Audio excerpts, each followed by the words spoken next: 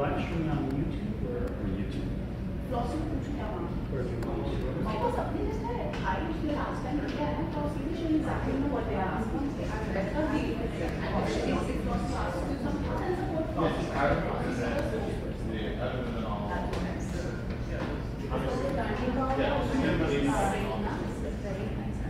Oh, I have to get my eyes. Do you want this one? It look nice and clean. Actually, Did you, Jordan, what's going on? We're looking for you. Okay, we're good. Did, she wanted to tell you about that? She said it's okay? Yeah, she said that she would tell you it's okay. Do you guys want to test? Can you guys see Kamala with the camera? Can you see Kamala? No, just. Yeah, we had somebody stand there. So we had. It's focused? I get other chat, but. And then are we gonna go live stream Jordan to YouTube or to YouTube? That's what Johnny said. No.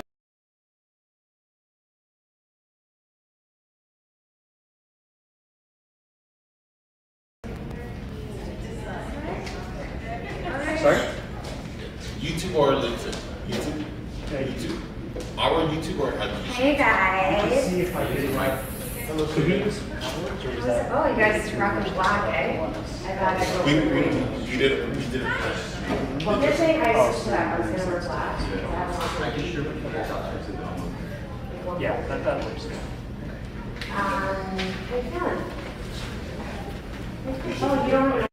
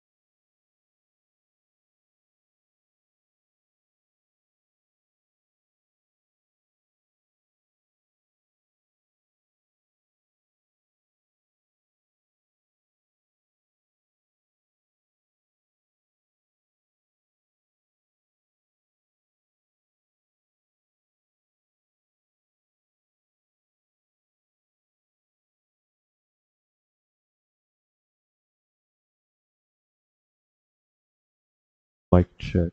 One.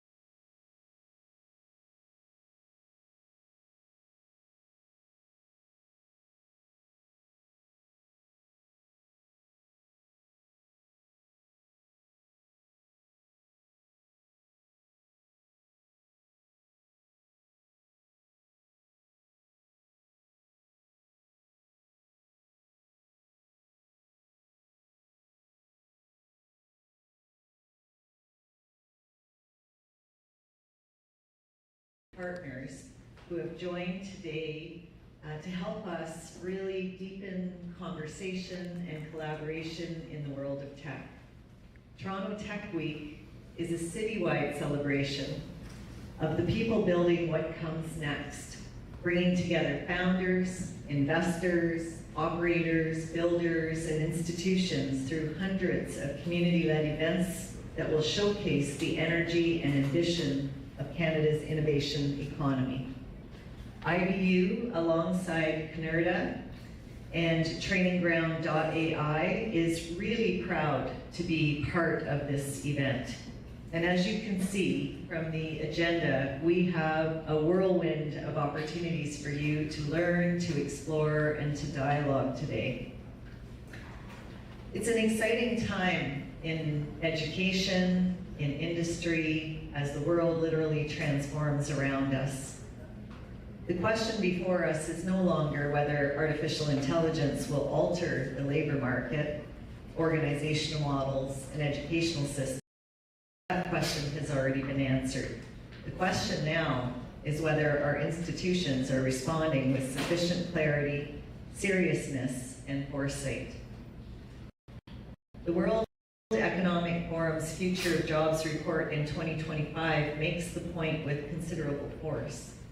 By 2030, 39% minimally of workers will have the core skills will change. And 63% of employers are identifying that skills gaps will be the principal barrier to their business transformation. It further identifies AI and big data among the fastest growing skills globally. This matters deeply to universities like IBU. It confirms that the challenge before us is not simply one of technological adoption. It is one of talent transformation and talent formation. Industry globally will not be asking any longer for graduates who are merely conversant with these new tools. The workforce will require graduates who possess the intellectual discipline, the technical fluency, the ethical judgment, and adaptive capacity to lead through ongoing and profound change. The local context here in Toronto makes this responsibility even more immediate. Toronto is now the country's largest technology labor market. That is why we feel today's gathering is so important, and it's why our role in this moment must be clear. At this university, we are constructing a model of higher education deliberately oriented towards the future of work. We understand that business education can no longer be separated from digital capability, that innovation comes with responsibility, and that technical mastery must be accompanied by human judgment. It is in this spirit that later today, we are proud to launch our Masters of Science in Applied Artificial Intelligence, a degree designed around applied career-ready learning with focused pathways, hands-on projects, industry engagement, mentorship, and a final capstone term intended to produce practical impact. This initiative is not an isolated addition in our academic portfolio, but part of a broader institutional direction. We want to ensure that technology is integrated across our university, that students in all of our programs are encountering real-world problems, not merely abstract exercises, and that graduates are leaving IBU with both technical competence and the capacity to exercise discernment in conditions of uncertainty. This direction is reflected in another important step the university has taken as an institution. Earlier this month, we launched what's called the IBU Signal, a comprehensive skills validation record designed to make graduate capability visible, credible, and trusted by employers. The Signal goes beyond the traditional transcript. It provides validated evidence of what our graduates can actually do, capturing not only technical and digital fluency, including AI, but also the human and higher cognitive skills that employers have consistently identified as being critical. It is a deliberate shift from education that is measured primarily by completion of a degree to education that is defined by demonstrated capability and readiness to contribute to the workforce from day one. It is also entirely consistent with what employers are asking of higher education. Research is continuing to show us that the most persistent capability gaps are not confined to narrow technical domains, but employers are identifying deficits in critical thinking, problem solving, communication, resilience, and adaptability, reinforcing that the most valuable graduates will be those with combined advanced technical literacy, sound judgment, and intellectual breadth. That, in my view, is the deeper significance of Sovereign 2026. Today's event is not simply about technology. It is about stewardship. It's about how we're cultivating the talent, the values, partnership, the institutional seriousness required to navigate a changed world with confidence. It's about how universities, industry, government, and the broader innovation ecosystem act not in isolation, but in concert. If Toronto Tech Week is a celebration of those building what comes next, then Sovereign 2026 must be understood as part of the larger national task to prepare a generation capable not only of participating in the digital economy, but of shaping it with rigor, responsibility, and purpose. I want to thank everyone who has come to join us today. I'm wishing you a wonderful day of serious discussion, fruitful exchange, new friendships, and enduring collaborations. Thank you very much and enjoy your day.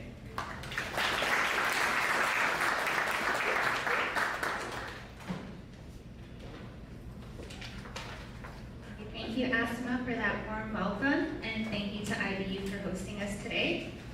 We'll begin with our keynote address from someone who inspires me and our team every day, Akeem Gardner, CEO and founder of Canara Therapeutics. Akeem has a way of thinking about the future that is both deeply ambitious and deeply human. Today, he'll be sharing his perspective on sovereignty, technology, and human potential in this next era. Please welcome Akeem Gardner.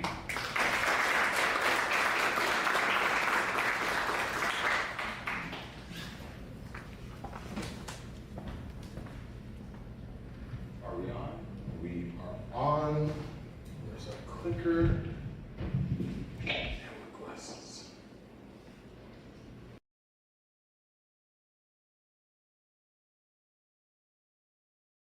Super excited to have us all here in the middle of Toronto Tech Week, well towards the end. I hope we're all having a great week. I know we are, making a lot of different connections. Thank you, first of all, to Asma, the whole IBU team, Anadi, everyone who worked with us so hard to make this event possible, all the speakers, Training Ground AI, our Canada team. I'm super excited today to talk a little bit about my presentation, about Bitcoin, AI, and our sovereign potential. To start, we just have some quick disclaimers. Even though I'm going to talk about Bitcoin, nothing that we're talking about today should be taken as investment advice. Nothing that you see around here should be taken as investment advice. We're really here to talk about Bitcoin as a protocol, Bitcoin as infrastructure, and what it means for the future. And as Pamela said, I'm Akeem Gardner. I'm CEO and founder of Canara Therapeutics, and Canara Naturals. We have some securities that are both privately and publicly traded. This is a little bit about my biography. We can talk about my 9-year entrepreneurship journey later because today we have much to discuss. So to begin, this isn't a Bitcoin 101 presentation. Bitcoin 101 is actually at 2 p.m. today on the other side of the hall. Emma and DreamGrab will take us through a little bit about what Bitcoin is about there. What I'm going to talk to you all about is why Bitcoin matters today in intelligence, why artificial intelligence makes the understanding of monetary value and sovereignty so much more important, and why all of us need to pay attention to everything going on around us before the next decade is decided for us, not by us. Today we're going to explore why sovereignty isn't just a political word anymore, why it's personal, technological, biological, but even financial. And for builders, why it's strategic. Because we're not just living through one transition anymore, we're living through multiple all at the same time. We're in a world where money's changing, intelligence is changing, health is changing, energy is changing, and the institutions that used to help us make sense of the world, they're not equipped historically for how fast things are moving today. This is why this conversation matters. This is why this room matters. Now, to start, for most of modern history, money's been the operating system of civilization. It's how we coordinate work, how we save time, how we invest in the future. It's how families plan, how students learn, how founders raise, how companies scale, and how countries compete with one another.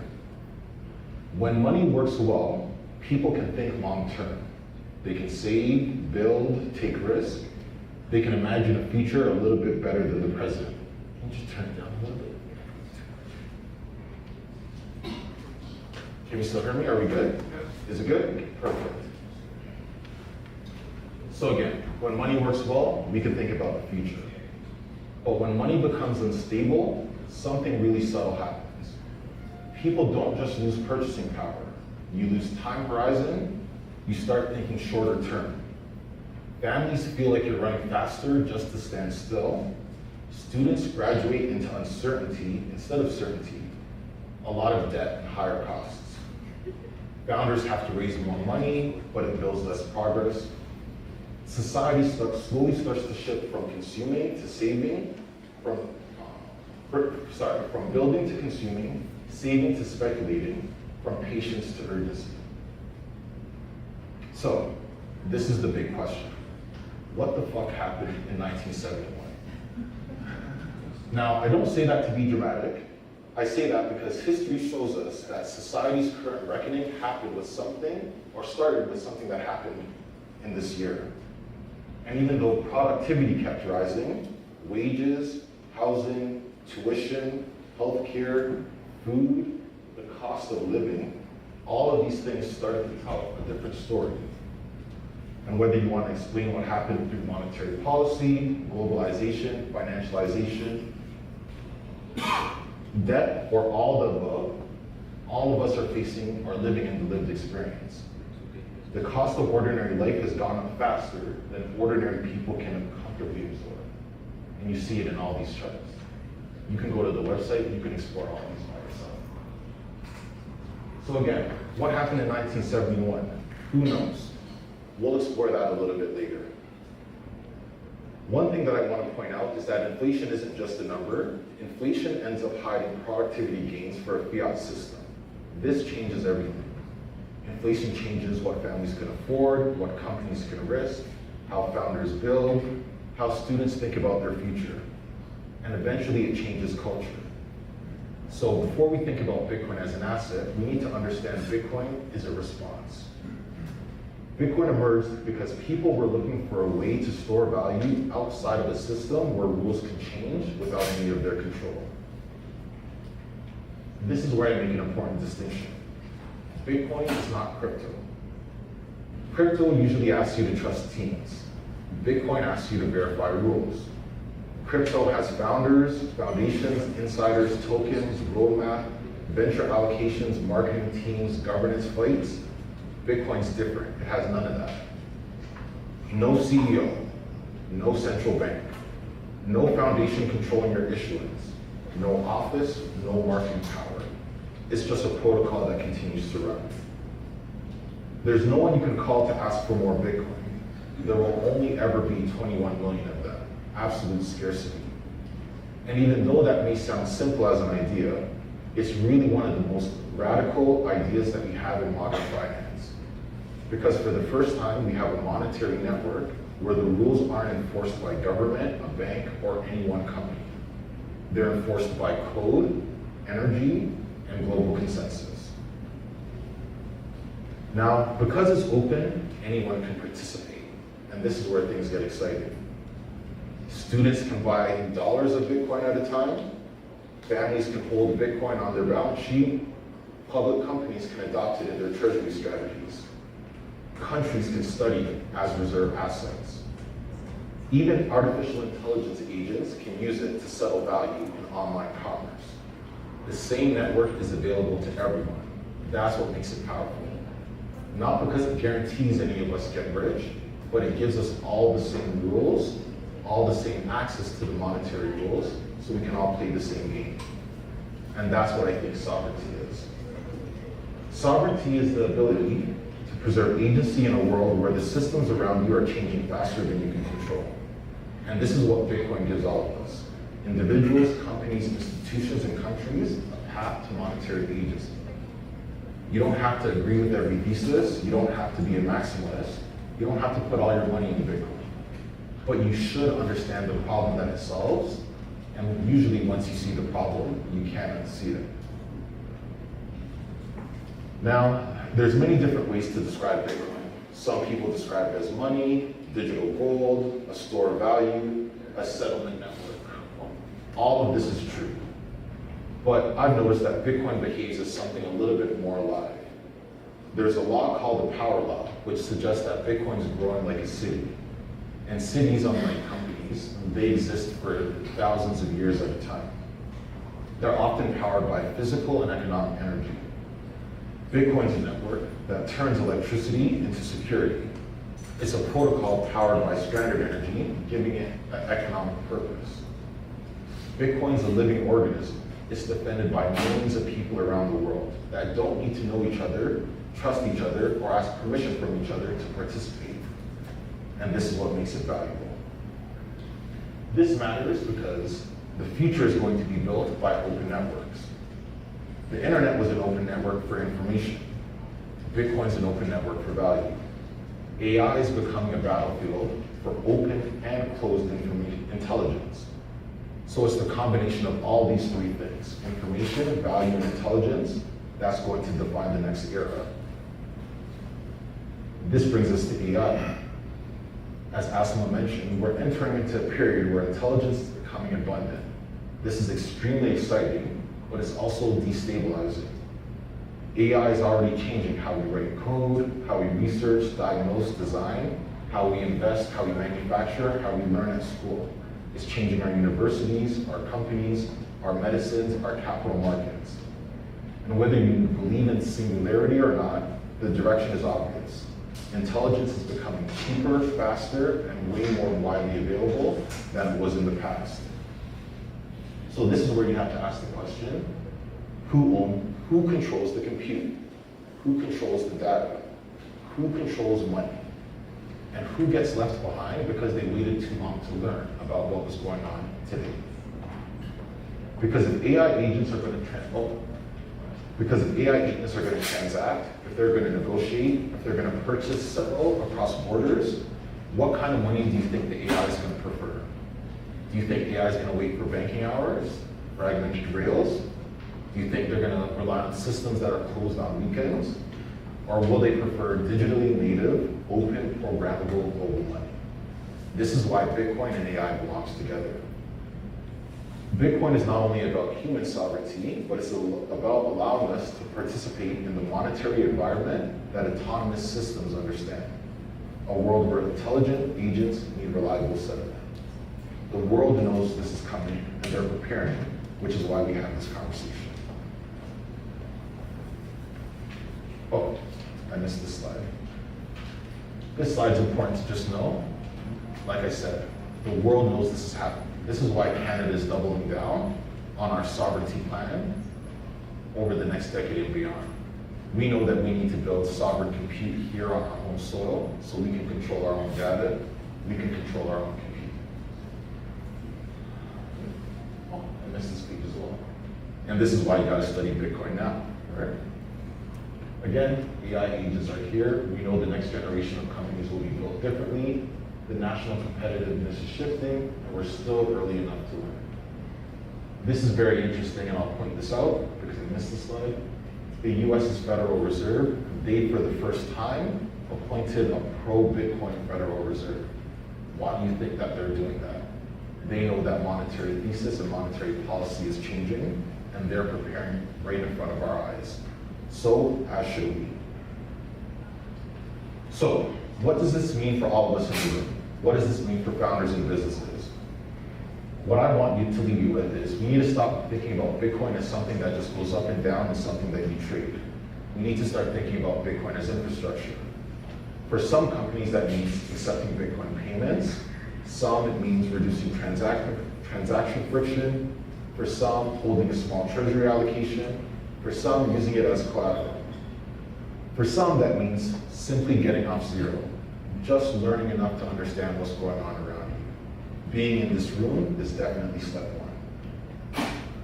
Now, Michael Saylor gave the public markets one version of the playbook. He showed how Bitcoin can be used as a treasury asset, a capital market story, and a strategic identity.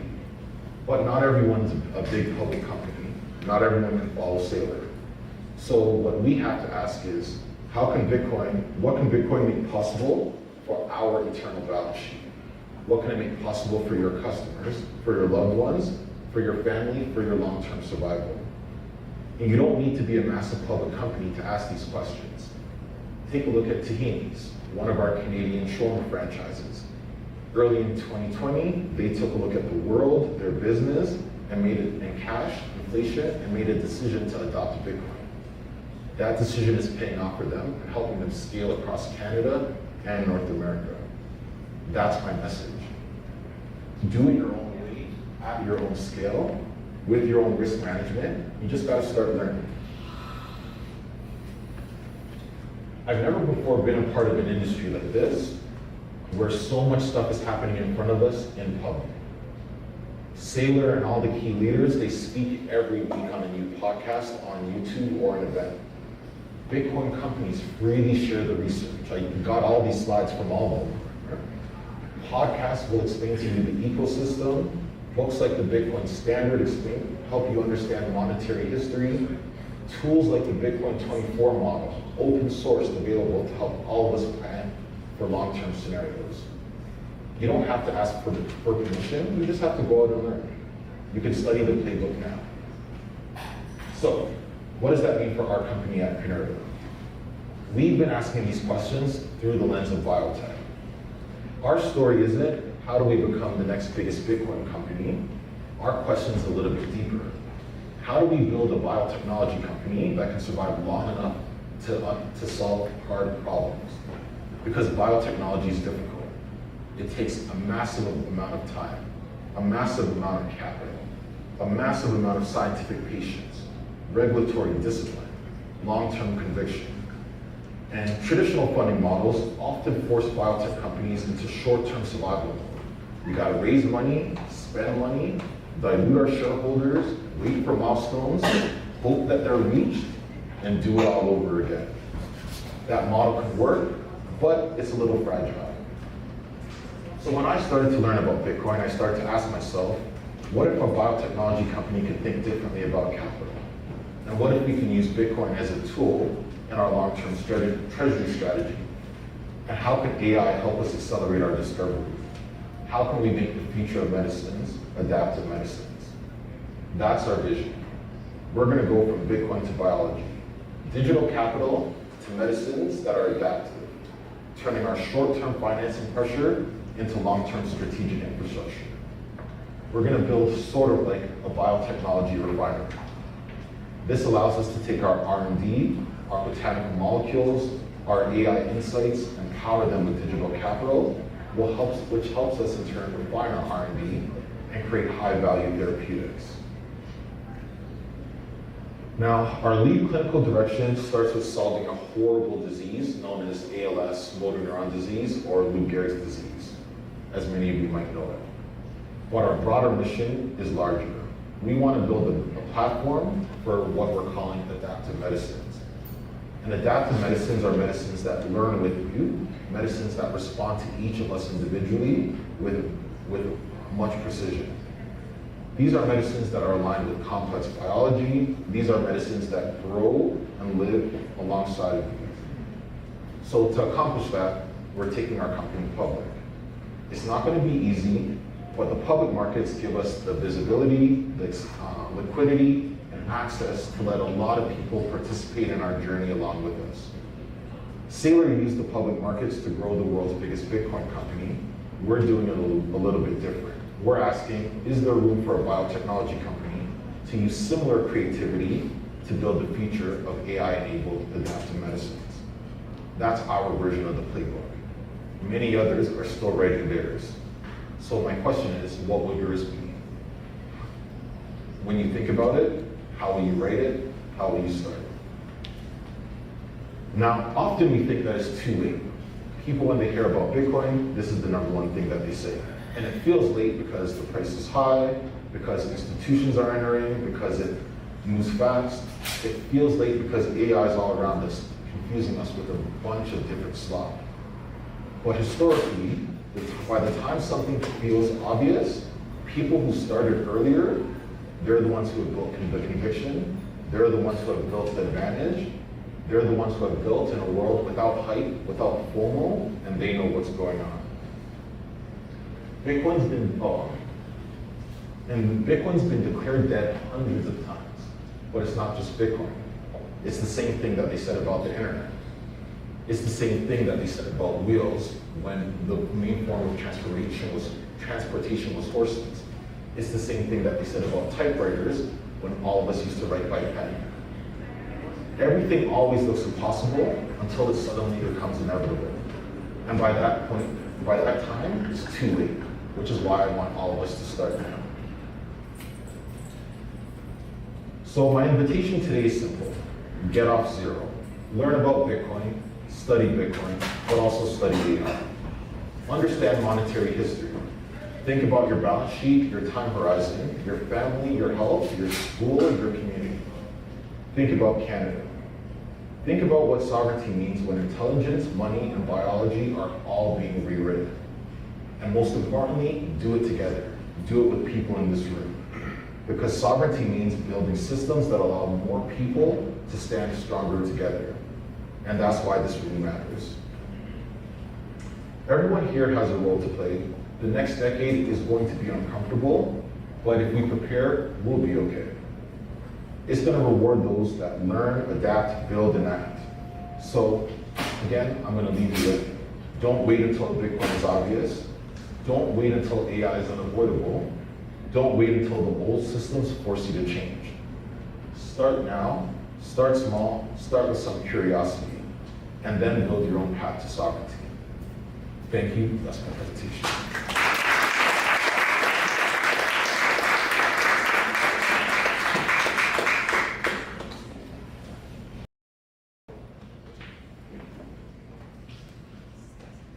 Oh, I can do next one. You good?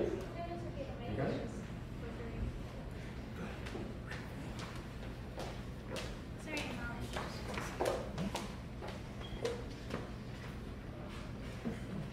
I can do that. Oh, you got it? Oh, maybe because I was excluded. Where's Reed? That's not everyone. Thank you, team. I think that was a powerful way to set the tone for the day.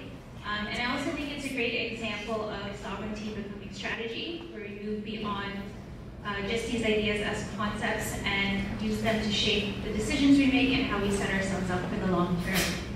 Next, I'm excited for our feature talk with Dr. Emma, Associate Professor at McMaster and founder of Dream Grad Academy. This talk unpacks the invisible health tax and how financial systems, health and well-being are often more connected than we realize. Please welcome Dr. Emma.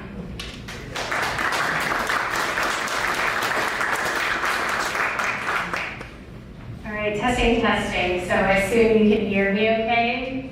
Yes, okay. So I'm Dr. Emma Machado, and I'm here to hopefully unpack why Bitcoin is important for health. And specifically how money shapes well-being and why sound money matters. So as someone that's in public health and works with healthcare professionals as well, this is a common theoretical model that we look at to see how can we make the most individual and population impact in our communities, in our nations.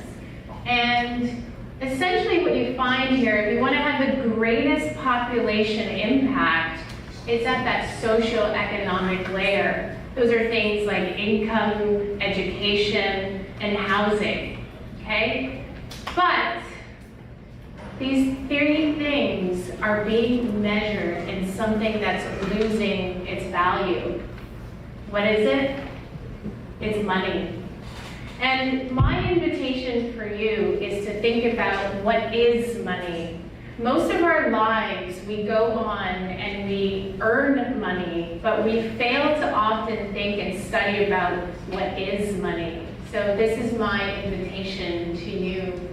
So when we think about money, money is actually hierarchical. We used to use gold over centuries as money. And as Akeem said, in 1971, most recently, we broke the gold standard, okay? And essentially, if you think of this hierarchical nature of money, a lot of what we're dealing with money, the money we earn, are abstractions. They're no longer in exchange for gold. So what does this really mean? This means that our financial systems are often based on credit. And that credit is then informed by monetary policy, interest rates, where we all patiently wait. Are we going to have increased inflation? Are we going to have increased interest rates? Or are we going to have reduced interest rates? Is the money supply going to increase? And we saw this in COVID and other marked places in history. And this can lead to inflation. And inflation is one of the most insidious problems that can impact society. Every day you turn on the news, you hear something about a mental health crisis, a housing crisis, education costs, students striking. It's all due to broken money. And if we put this in a health perspective, what we find is that inflation causes some of the worst health outcomes. Males are more at risk for suicide. In addition, people lower the quality of their food as well too, so that has negative dietary outcomes. And then also this can lead to chronic disease issues as well, and the most vulnerable around us become even more at risk for these public health problems. So if we really care about health, we should be asking about the health of our money. And so just putting all this together, right, from a health perspective, thinking about our money being layered, gold was once money, what does this mean? So when our central banks, they have their policies of increasing, let's say, the money supply, well, this can then have inflation impacts, prices increase. Often when we talk about inflation, we just hear about product price inflation.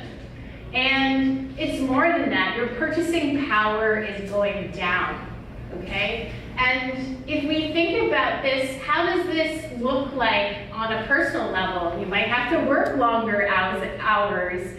You might have to become a financial expert. I'm sure you're all experts in various things, but on top of that, you might even have to increase your financial knowledge. And this can have an impact at a visceral level, okay? And right down to one of the most important organelles in your cells, the mitochondria, that works hard to produce energy to then allow you to then do the things that you need to do. But if there's this insidious, invisible tax, then you may not have as much energy to do the things that you need to do. And so the savings that you might have put away 5 years ago, 10 years ago, doesn't measure up today.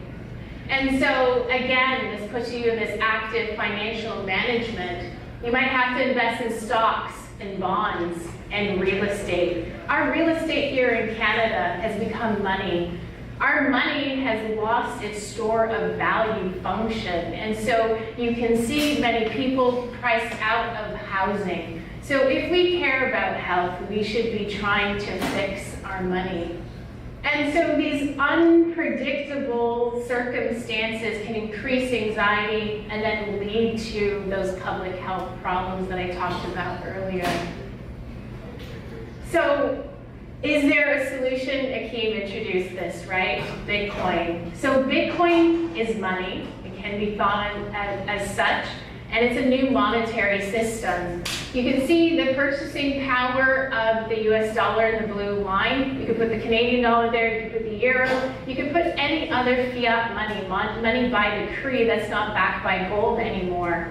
So I ask you, what would you rather save your money in, okay? And what you can see in the right here, or my right rather, you can see that red graph. That's Bitcoin's purchasing power over time. So if you zoom out, yes, Bitcoin is volatile in the short run, but if you zoom out into the long range, Bitcoin has outcompeted essentially almost every other asset. So I invite you to think about this if you haven't already.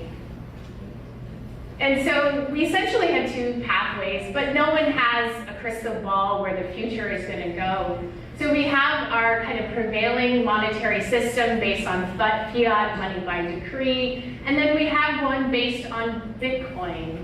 And as I've gone over the fiat monetary system, again, there's a lot of uncertainties based on monetary policy that can lead to reduction in purchasing power, again, forcing you to be in that financial management role, all the way leading to potentially poorer outcomes.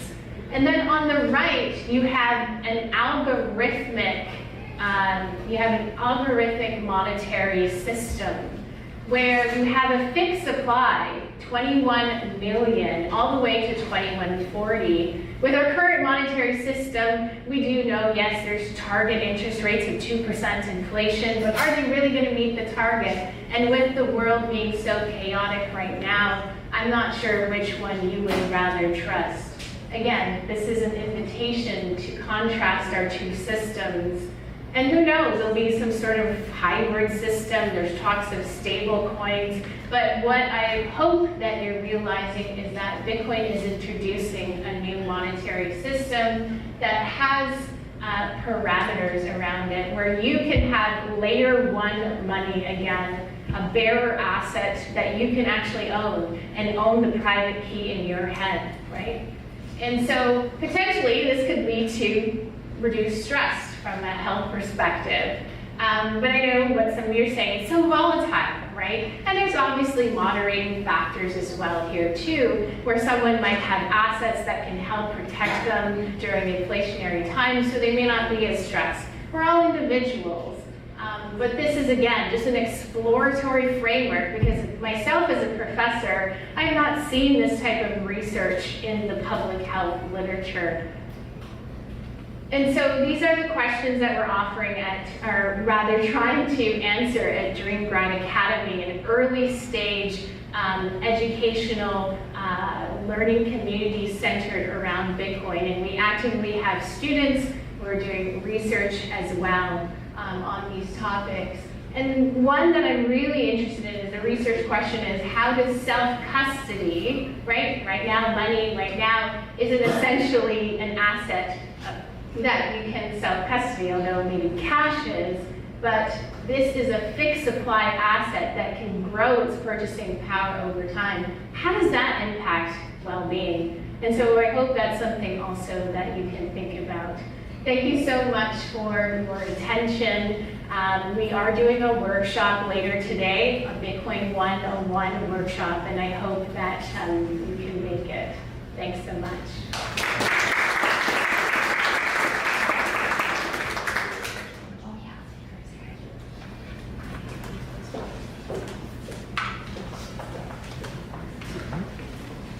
Thank you, Emma, for that thoughtful conversation.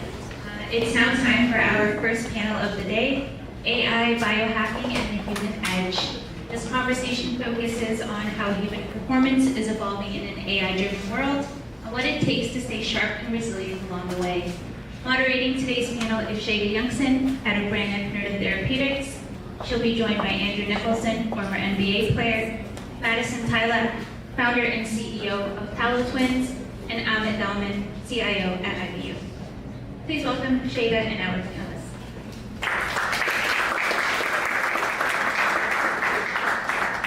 Yeah, okay, so I think Yes, I do everything. You can come next to me. And then, Ahmed, you can sit here.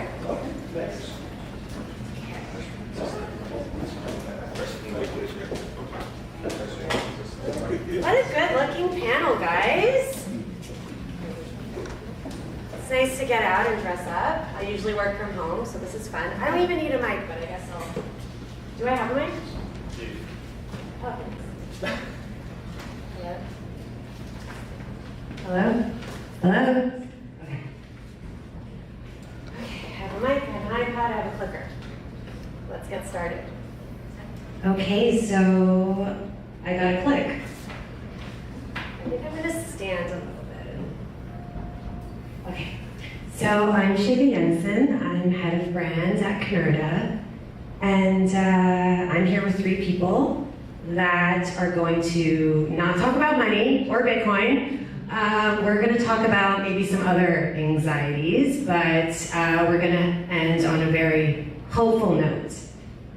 So why are we talking about this? So Canada is a biotech company developing next generation botanical drugs for complex diseases. And this is a fitting topic for us because we're also building an AI platform that will help us identify these rare botanicals from nature and extract them and develop them into new drugs that haven't been available before. So we are at the intersection of ancient biology, modern computation, and real patients with serious conditions. So this isn't an abstract topic for us, it's something that we grapple with every day. And we're gonna jump into it. So we had a little bit of an intro about the panel. Do you guys wanna just introduce yourself really briefly, just quick name and what you do every day? I'll start. Hello. Okay, we're live. We're doing it live. I'm Madison. I'm co-founder of a tallow-based skincare brand. If you don't know what tallow is, it is beef fat, which sounds interesting, but I assure you it's the best skincare you'll ever use. It's by my twin sister and I. She's in the front row. Megan, wave your hand. So my twin sister and I are building a scaling skincare brand made out of it. So we're going to dive in a lot more on some controversial topics on health and biohacking and what it means to be a sovereign leader and a founder, which I am learning every day. It's very difficult. It's an ongoing learning experience to be a leader, so definitely we'll be touching on some good topics there. Okay. My name is Ahmet Dalman. I'm the Chief Information Officer at IBU International Business University. So this beautiful institution. So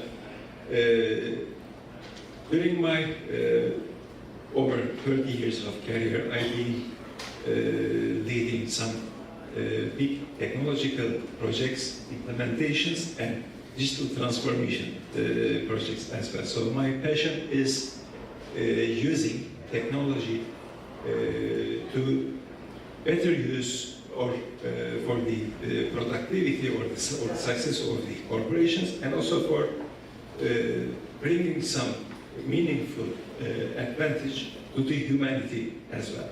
So I'm looking forward to our discussion here today, and I'm really looking forward to hear my fellow panelists here. Thank you. Good morning. My name is Andrew Nicholson. I am a professional basketball player. I played 5 years in the NBA, 9 years in Asia, currently still playing. Also, I'm an entrepreneur. I do have a bunch of businesses out here in the GTA. Canada is actually one of mine this year. And yeah, I'm just really looking forward to give you guys an athlete's perspective on how I use AI and how I use it to enhance my performance today. Yeah, looking forward to get into it. Cool, thank you everybody.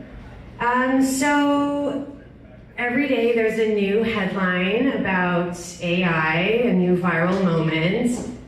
For the first time in a while that, it wasn't about something silly a founder said, a new model, a new fundraising round. It was this. Does everyone know what this is? Who wants to scream it out? Yes, yes. So Pope Leo the 14th came out with this encyclical a couple of days ago, and everybody is talking about it.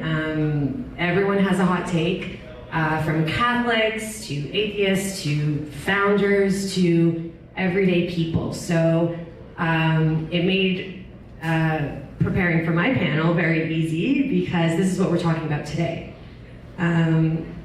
So if you don't know, Pope Leo the 14th was actually inspired, his name was inspired by Pope Leo the 13th. So Pope Leo the 13th didn't wear a White Sox hat, but our American Pope does now and then. Pope Leo the 13th was Pope during the Industrial Revolution. So he came out with a very foundational opinion and text on workers' rights during the Industrial Revolution.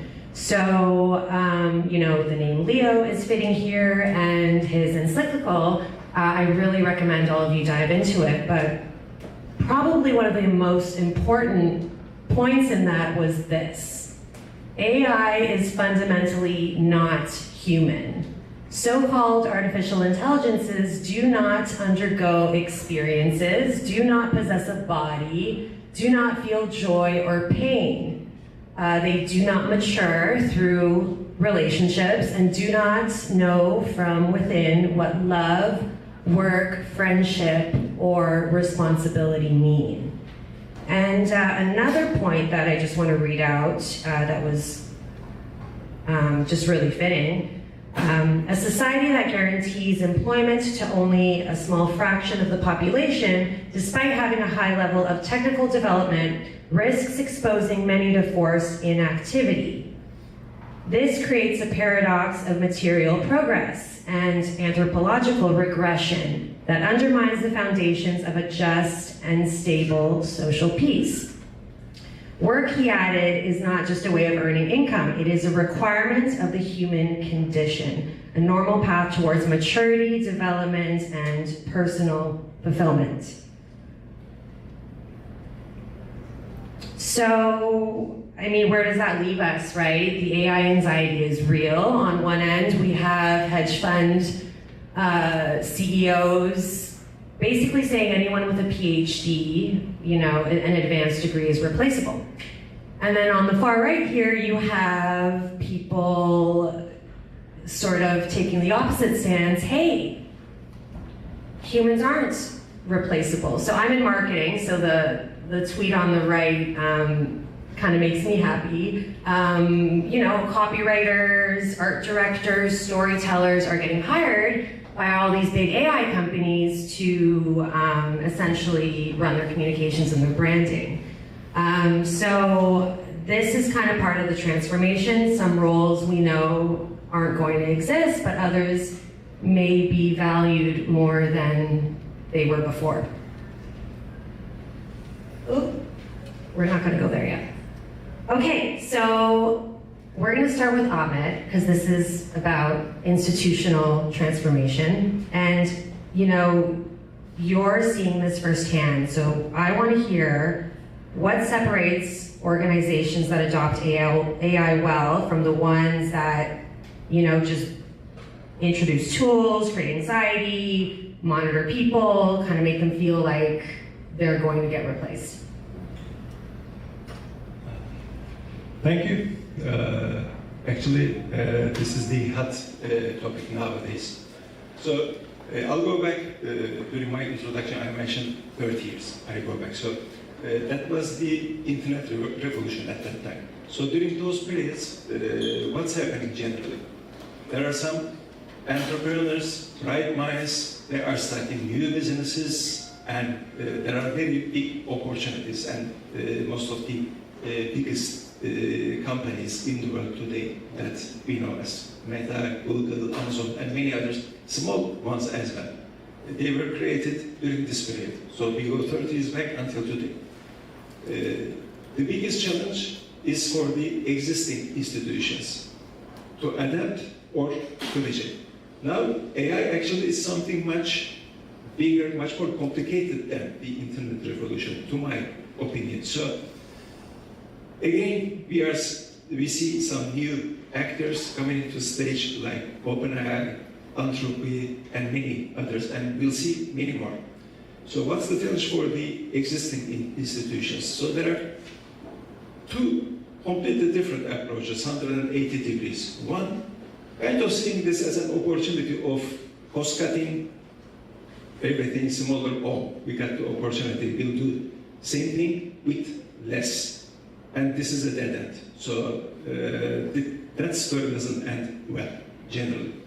The other option is to adopt, to adapt, to change your culture within the institution, and similar to the entrepreneurs coming into the stage, empowering and enabling the intrapreneurship through the communication, both ways, four ways actually, up and down, and all the way horizontal as well.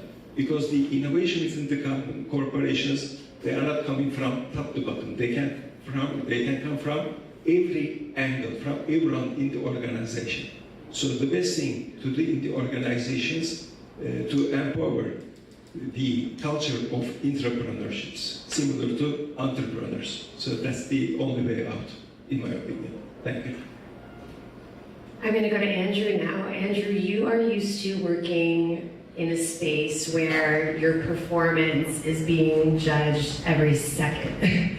And analytics have been, numbers have been used to measure that performance. So what sort of advice do you have for the rest of us in our own careers? How do we manage that anxiety and working in an environment that is constantly changing and constantly measuring your performance? Yeah, I mean, the pressure comes with it. You're getting constantly evaluated by coaches, fans, media. And one thing I can say, and this can translate to outside of basketball as well too, is that you really don't want to let that outside noise define who you are. Because if it defines who you are, then it's going to control you. And when you lose control, especially in basketball, you lose control, whether it's on the court or off the court, and you lose control of yourself, that's when you actually become unsuccessful. It's harder to become better. And that applies to everyone else doing everything in life. So I really am a big advocate of ignoring the noise and just focusing on yourself and then using that pressure to make you great. It's pressure makes diamonds, right? That's what we all want to be in everything that we do. Thank you. Madison. You're building a brand during a time where, this anxiety and this skepticism is growing. You kind of get involved in that topic online. You're very chronically online, like maybe me and a lot of us in the room. I guess that's where we build brands these days. So, synthetic content, synthetic ingredients, synthetic expertise, everyone is very skeptical of all this. So why do you think ancestral wellness and ingredient transparency are kind of hitting so hard in this cultural moment? I believe for a lot of reasons right now, the ancestral ingredients, traditional wellness views, approaches when it comes to our health is especially a hot topic right now, is because we're in a position right now where humans are sicker than ever. Life expectancy for the first time in a while is going down, and it makes us think about a lot of things, and health is obviously the foundation of that. And we need to take our own radical, sovereign responsibility for our health, and that starts with ingredients, approaches, the products that you're using, the practices that you do daily to take care of yourself. And I know a lot of the things that we're talking about today is like, how can we be better? How can we systemize? How can we do this? But sometimes the most productive thing we can do is nothing. And that might be a controversial topic, but it's an important one. It's a really important recipe you can't leave out because it will alter the formula, whether you're an athlete, whether you're an AI specialist, whether you are a professor teaching about Bitcoin. This is a forever ingredient that cannot be left out of all those formulas. So, you have you have the new supplements, the biohacking companies, they're trying to build trust with this audience, and they're feeding into that fear around chronic illness, and you need a new solution. So you're advocating for the opposite. How do you build trust with this audience that is constantly getting told they need the latest tool, they need the latest ingredient, they need the latest kind of protocol? Short answer, it's not working. Obviously, when we look around, for a lot of people, the next supplement stack, this, that, I can have a pill, there is peptides for that. Well, I'm not very pro peptides, and it's not the peptides in itself, but it's for normal, healthy people, like most of us in this room, I would like to assume, where we need to be taking that same sovereign radical responsibility. And then as my approach as a founder, someone that's trying to sell this message, I like to rather say I like to plant seeds for this department. I'm trying to be the example when it comes to communicating and gaining trust from our customers, is that sometimes less is more. Prior to Tallow Twins, I actually worked as a radical birth keeper, or a sovereign birth attendant, if you will. I feel like no one in this room knows what that is, but basically it is a traditional midwife where I support women and I catch babies for a living. I still do this. I'm on call right now, so if you hear my phone ringing and I run here, it's because I'm going to go catch a baby. And the reason why I bring this up for this question specifically is because less is more when it comes to birth, when it comes to training for a sport sometimes, when it comes to our health. We have all these new gadgets and all these things, but we cannot forget the foundations of what it is to be human, what this universe built us for, reproduction, fertility, which we have a crisis in that as well. And to be healthy, to go outside, it sounds so cheesy, but touch grass. You need to go touch grass, okay guys? Get in the sun, and don't forget the fundamental things that offer us health. It's real food. It's real connection that AI can't give us. And it is taking care of yourself organically from the ground up. Andrew, I want to talk about how you, what you've learned about building trust with the audience. As a professional athlete, everyone's got an opinion about you, how you're playing, what you're doing off the court, where you're heading in your future. So what have you learned about kind of owning your voice and building that trust with the public?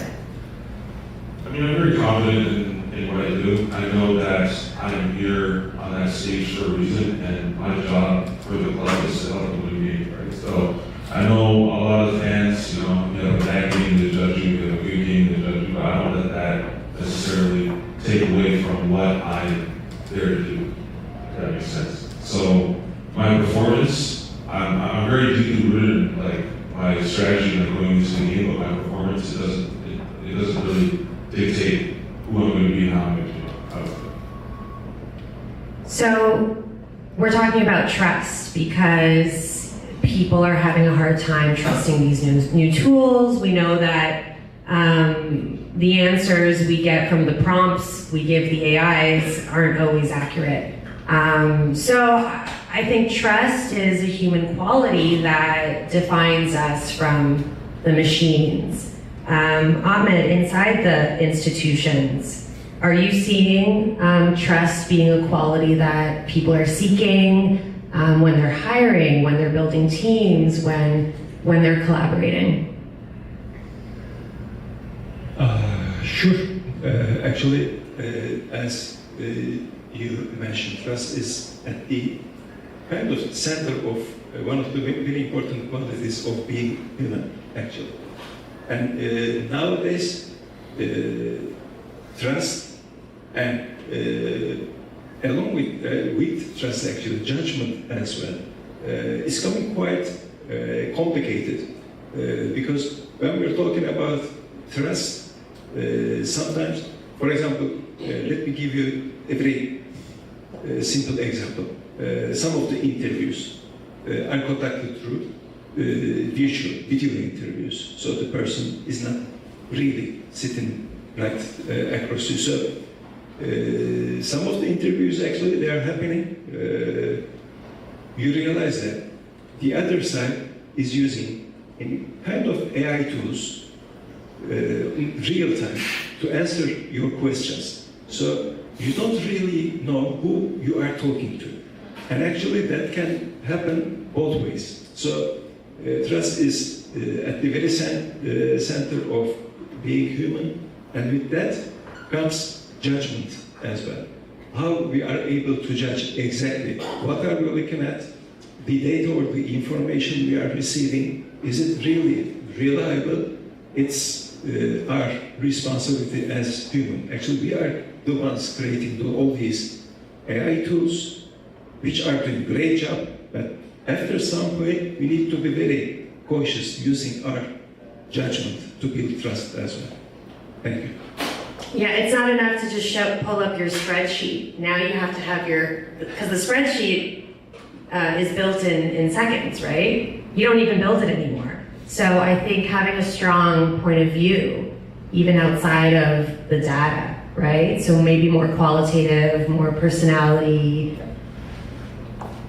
Speaking of personalities, we're gonna hop into biohacking a little bit. So we've got probably the most famous biohacker on earth on the left there, Brian Johnson. We have this other guy, Alex Becker. I wasn't familiar with him, but I pulled up this tweet because if you read these tweets, biohacking is very much connected to status, you know, earning money, performing on a business level, and being performative online. We know Brian is very good at generating viral moments. So what's it really about? Is he trying to educate you on a healthy protocol that's actually going to affect your health, or is he just trying to get clicks? This is kind of one side of the biohacking sphere, and I want to go to Andrew now because athletes have been exposed to this stuff forever. So do you want to let us know kind of the craziest things you've seen behind the scenes in terms of like just protocols and tools and drugs? Well, it's very strict for us. We're not allowed to take a lot of supplements based on things that are going to enhance your performance. But I do know that a lot of guys in the league, they actually spend a lot of money on their bodies. Like, I know you guys probably heard of LeBron James probably spends near to $1 million to make sure that he's optimized, which is why he's been playing for 22 years, right? Still the greatest of all time. And I think that when guys start to take that approach to, enhance their bodies and optimize their performance, that's when they're able to play that. So the good stuff is that now we're able to have measures where we can measure your recovery, we can measure how high you jump, how strong you are. And then, you have the unsexy stuff where, you have to make sure you're having your nutrition, make sure you're getting your rest, make sure you're doing all this. But I think it becomes a little bit outrageous when you just focus just on that and it takes away from the experience. You still need to have fun, you still need to remember why you're doing it. So that's one thing I do. I do some biohacking things to make sure I'm optimized, which is why I'm still able to play at 36, but I also still remember that, I'm playing this for a reason. Yeah, Brian did the Enhanced Games recently. Have you guys heard of that? So it's like a tournament where you get to use steroids and you get to use all the it's and I think there was one match or a swim thing where the winner actually didn't use any biohacking tools, and he won. So he was kind of trying to make a point. So that's interesting, right? There's always people who are trying to just believe in themselves, stick to tried and tested ways of taking care of your body. So Madison, why do you think people are what are they searching for when they're buying your tallow products? When they're buying, bone broth? Like, what is it? The simplicity? Is it the control? Is it the nostalgia? Is it identity forming? What do you think it is? I think touching on the topic that I was talking about earlier, how a lot of this new age things in medicine maybe isn't exactly what people are searching for and craving, and another prescription from their doctor isn't exactly what they need, and perhaps going to the source rather than something to just take care of the symptom. We'll say, well, why is my body dysregulated in the first place? Is there something that I can biohack myself to be feeling better? And I mean, my sister, my family, and I, we definitely are that. We have the red light panels, we have the sauna, we have the cold plunge tub.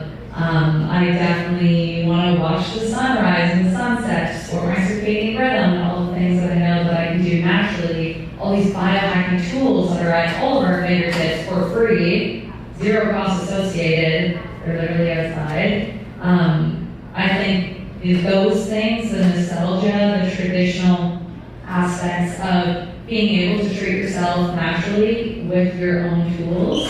But when it comes to buying things, buying products as a consumer, I'm choosing the best skincare, I'm buying the bone broth, I'm going to the farmer's market, I'm getting regeneratively raised meat rather than going to Sobeys or No Frills and getting the beef that doesn't look like beef. I think that people are just becoming a lot more conscious about how they're consuming and what they're consuming, because it's an investment in your health. So you can pay for it now or you can pay for it later. And what about identity? Identity, right? Your Instagram, I pulled up some stuff from Tallow Twins. Give them a follow.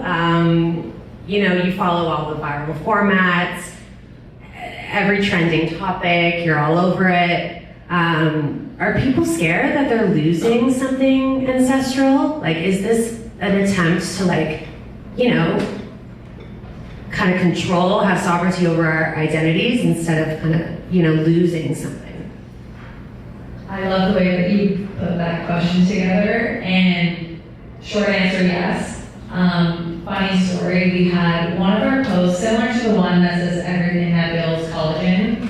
We had one that was called Nona Maxing, which is essentially to be more like Nonas in Italy, grandmothers in Italy, and basically that post was just highlighting little things that they do. Slow mornings, gelatinous soups, having wine and a cigarette with your girlfriend in the evening. Cigarettes are back. Cigarettes are back. When we were on our way here, side tangent, we saw a gal, maybe she's in this room. She looked like she was dressing for something in texture on a moment. And she looked extremely healthy, and she was walking around with a cigarette, and she looked so chic.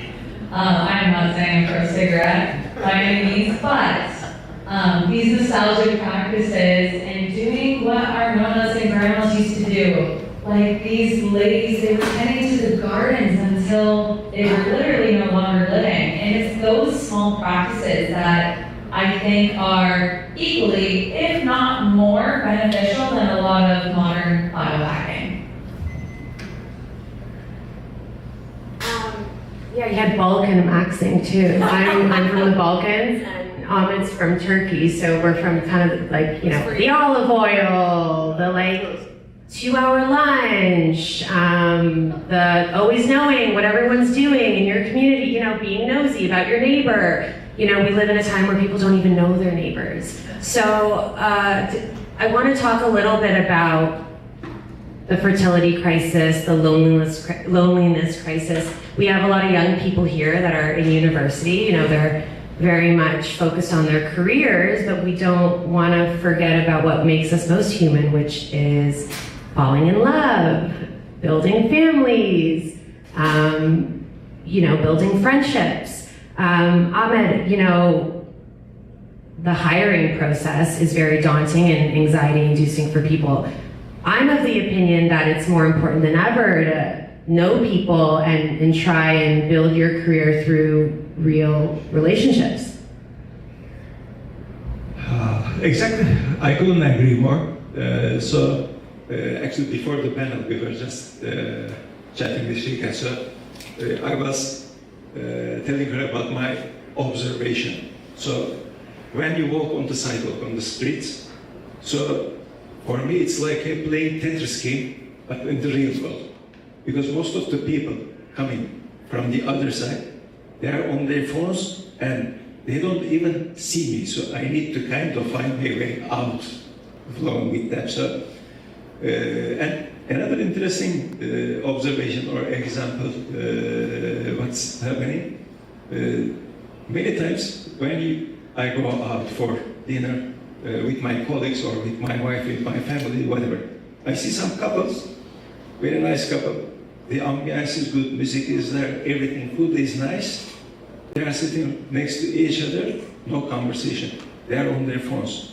So I don't know exactly what's going on there, but this is something needs to change, and this has actually nothing to do with AI as well. It's a kind of human behavior, and real human connection does really matter. Just an example here. We had conversation with Shika, so that's the real thing. Now I'm hearing from my fellow panelists, these are real things, and you are here, those are all real. I believe this is very important. And one more thing to add, have you heard about Johnny Ive? He was the right hand of Steve Jobs. So he is the one who made all iPod, iPhone designs and everything. He is a design genius. Now working with Sam Altman, OpenAI. So, and they are working on a new project. And the guy who created kind of iPhone and taken everybody walking, as I mentioned, on the, like we make a playing Tetris game on the street. So anyways, they are working on a new technology, much less distractive, leaving time, space, and opportunity for the people to connect, really make a real connection with the other people as well. So that billionaire guy who created iPhone, kind of, even he sees that this way. I believe we are having a right discussion here, correct discussion at the right moment. Thanks. Yeah, he's looking to replace the iPhone with what's next, which is very interesting.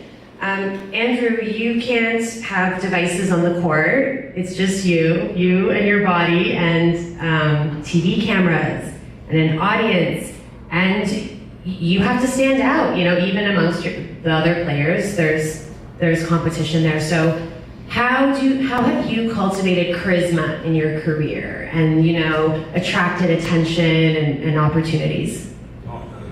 That's a good question. Honestly, for me, it's just the love of the game. It's more like that's something AI can never replace. You know, just having that presence, because you know, AI is good at automating information, but that's something you can never recreate as presence, right? That's that as I said earlier, that human interaction. You know, going on to the game, you know, playing for your team. Playing in front of your fans, getting wins and doing all that. AI will never be able to recreate that. So, like I said, it's being out there, it is a Passion. Madison, you're very passionate. You're a founder. You and your sister built this brand from the ground up. It's very personal.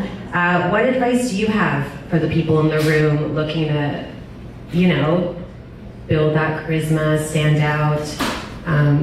How should they do it? I wish I could go back even just 3 years and tell myself when I was just working as a birth attendant. I was not a CEO of a scaling successful company. And I wish I could just say, like, lose the anxiety about sharing yourself online. I mean, like, that's just a hurdle you just have to get over.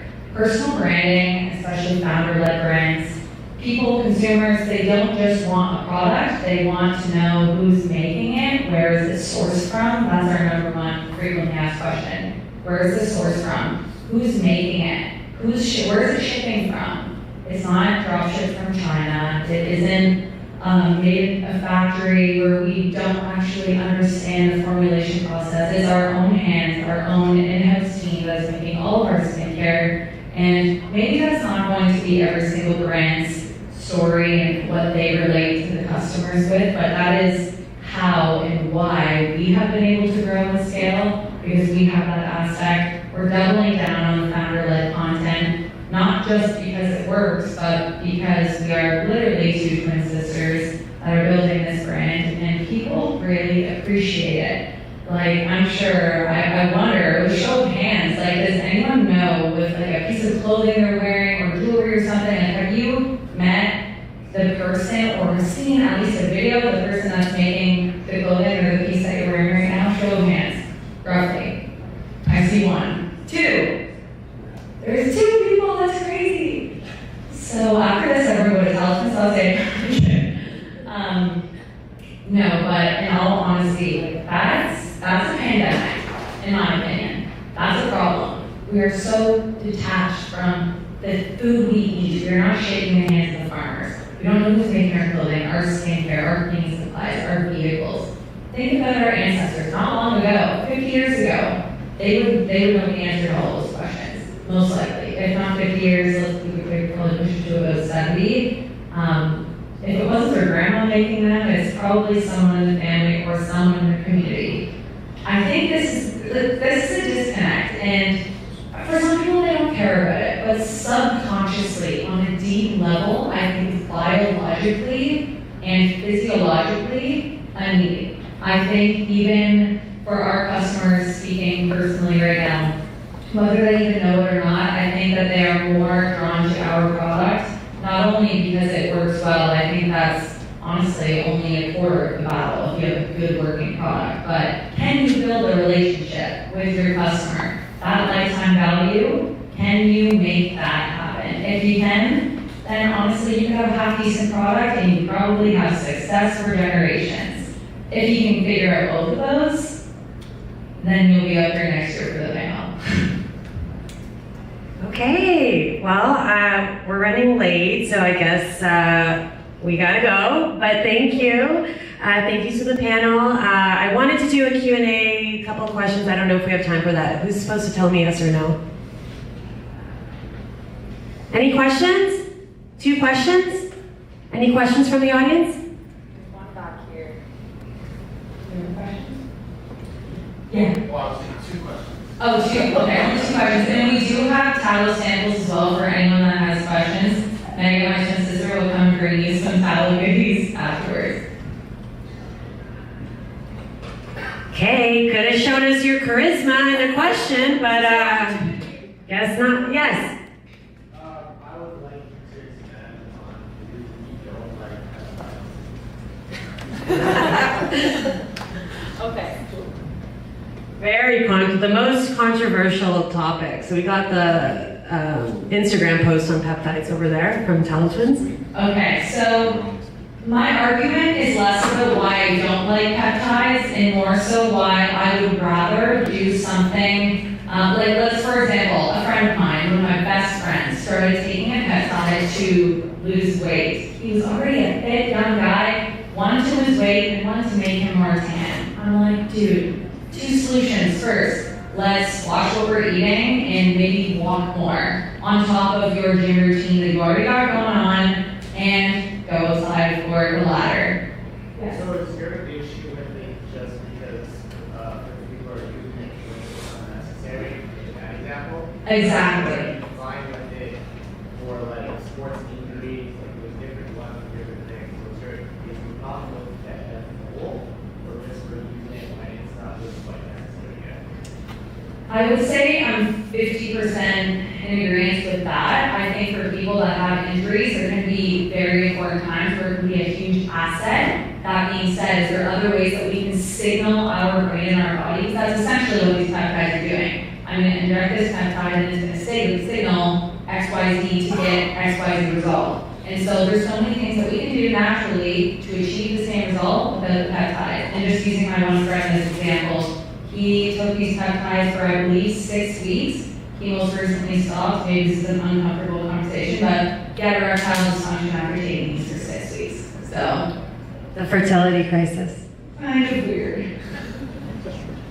Yeah, so as we're sitting in front of a whole bunch of university students, I wanted to ask if you feel that there's a way for people to actually learn charisma, right? Or do you think that that is, to even state that someone should learn to communicate better, or someone should have a sense of, the ability to riz their audience, right? Is that just an innate skill, or is that something you can actually go out and learn?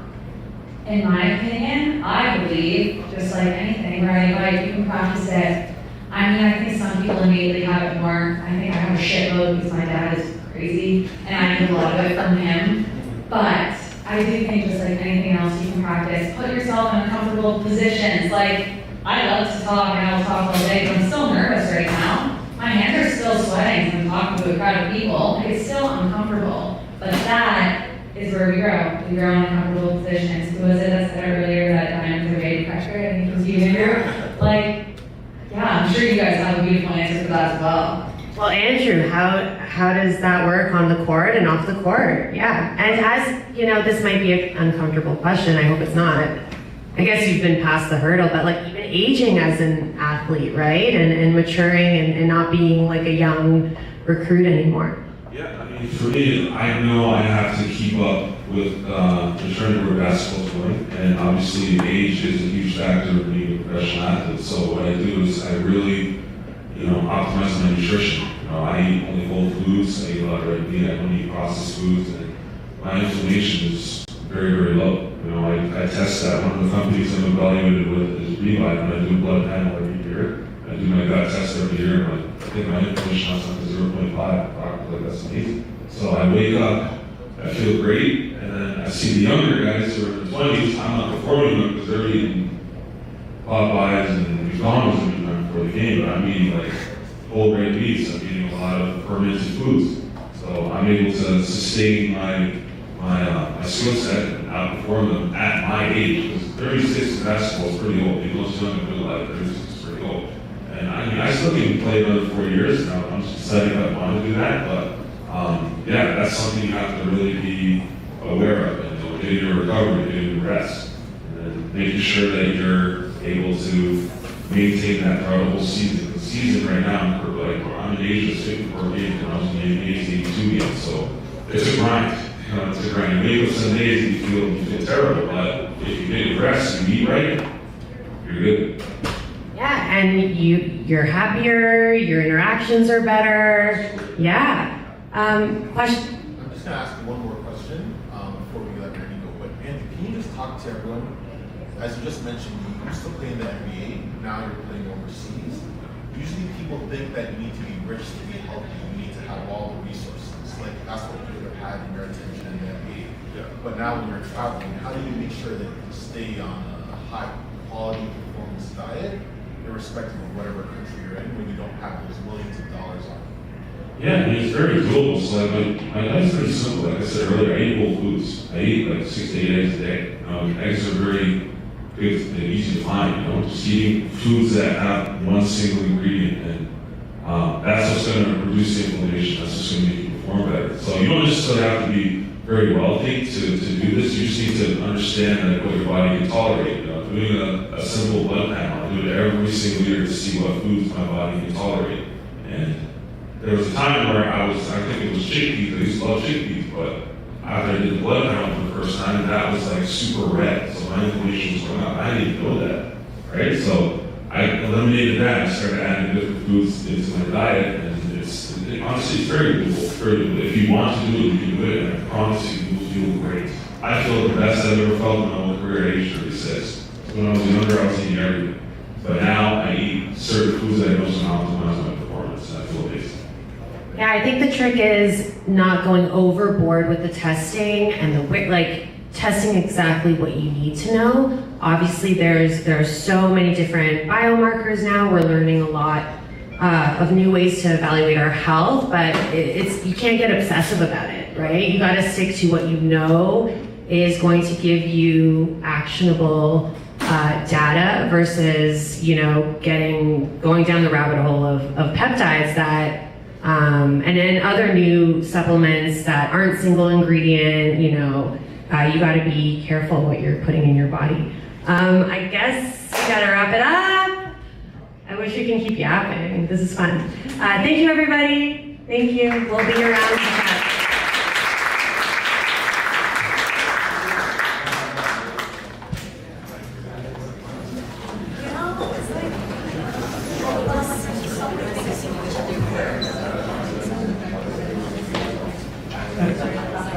Thank you, Shayda. Thank you, panelists. Brook Education, conversation. I know the networking is good, guys, but it's almost time. One more time. Our next conversation is focused on how financial systems influence access, opportunity, and learning. Please welcome Randy Osei. Hello.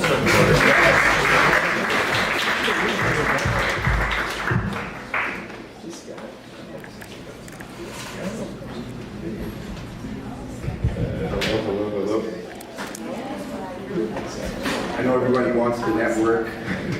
I'm sure everyone is hungry. I hate getting in front of people when they're hungry.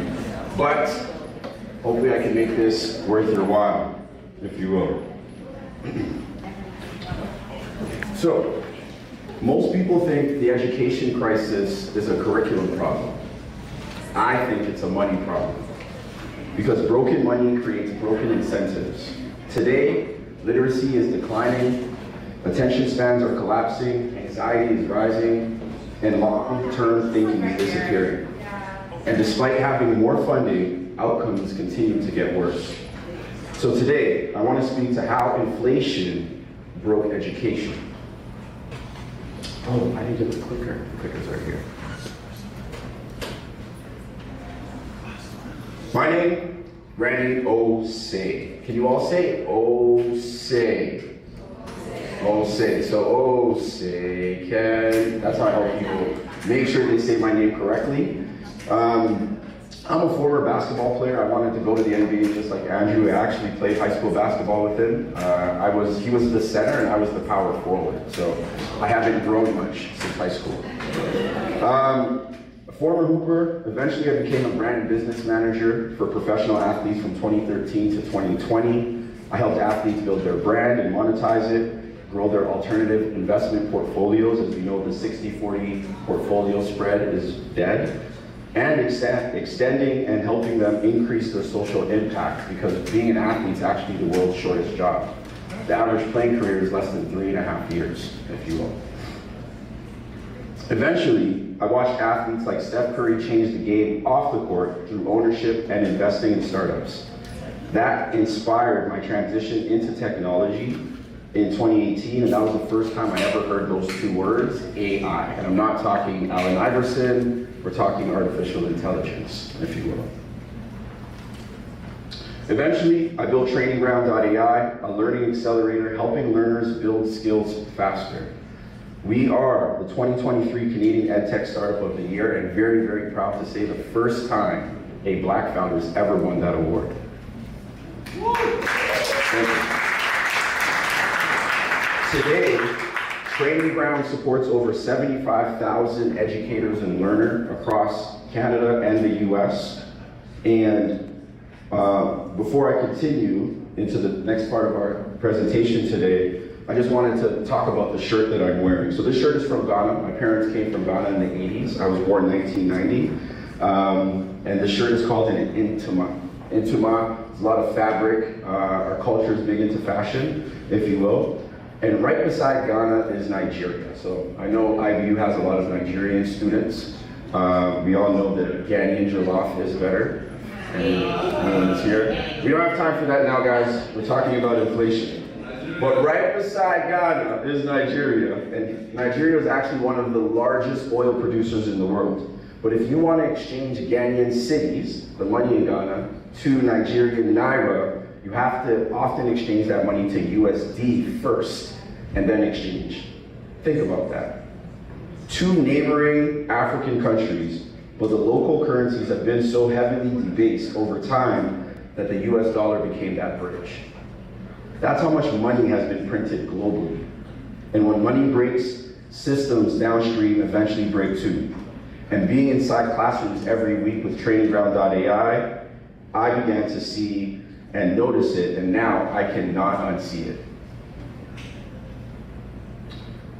We all know Marvin Gaye, Sexual Healing. You guys know that song? Well, about 15 years before that song dropped, he actually came out with an album called What's Going On.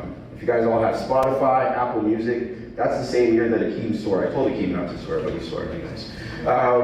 That year, that album what's going on. He talked about inflation, he talked about taxes, he talked about living, he talked about war. And on that album, he has a song called Save the Children. I listen to this song probably 2 times a week with my kids. My kids will sing it for you if they ever meet you. And I think that message matters more today than ever, because economic pressure eventually reaches families, children, and schools. And over time, when systems become financially stressed, long-term thinking starts to disappear.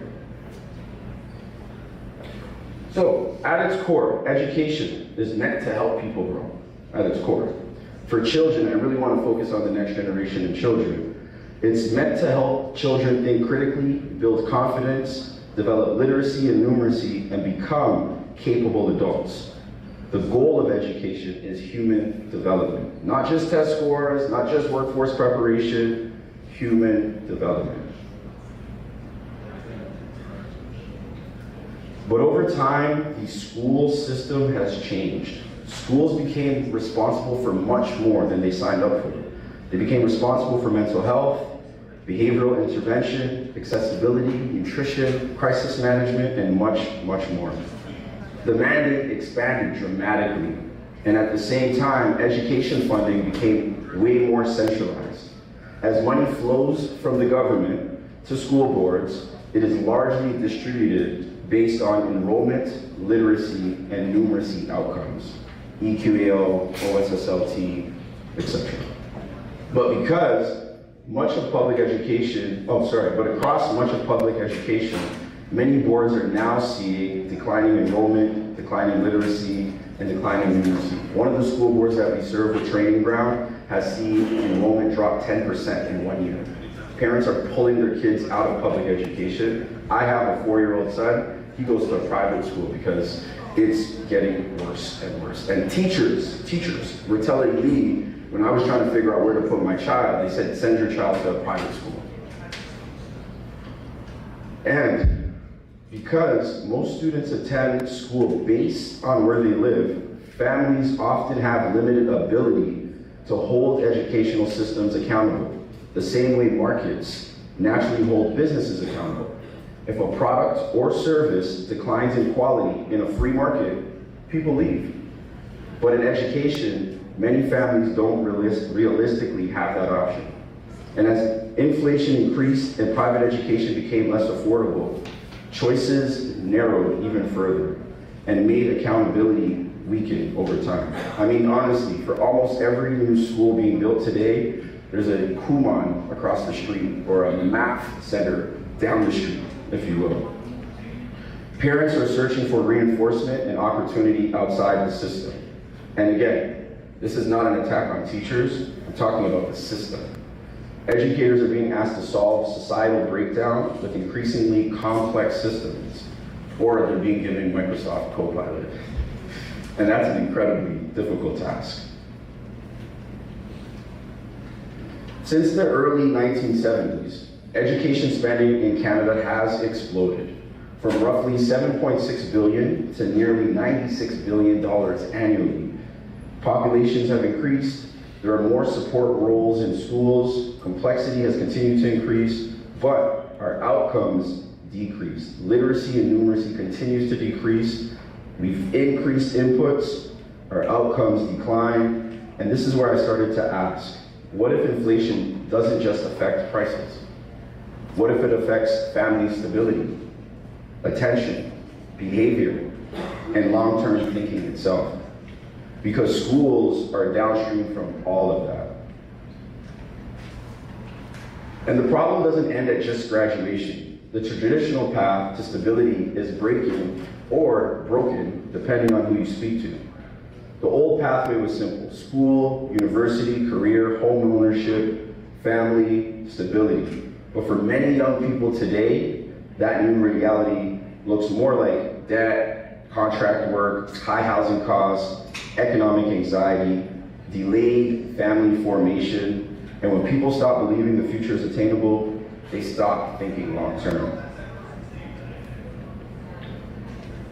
So, if the traditional pathway is breaking, where is the next generation learning about money instead?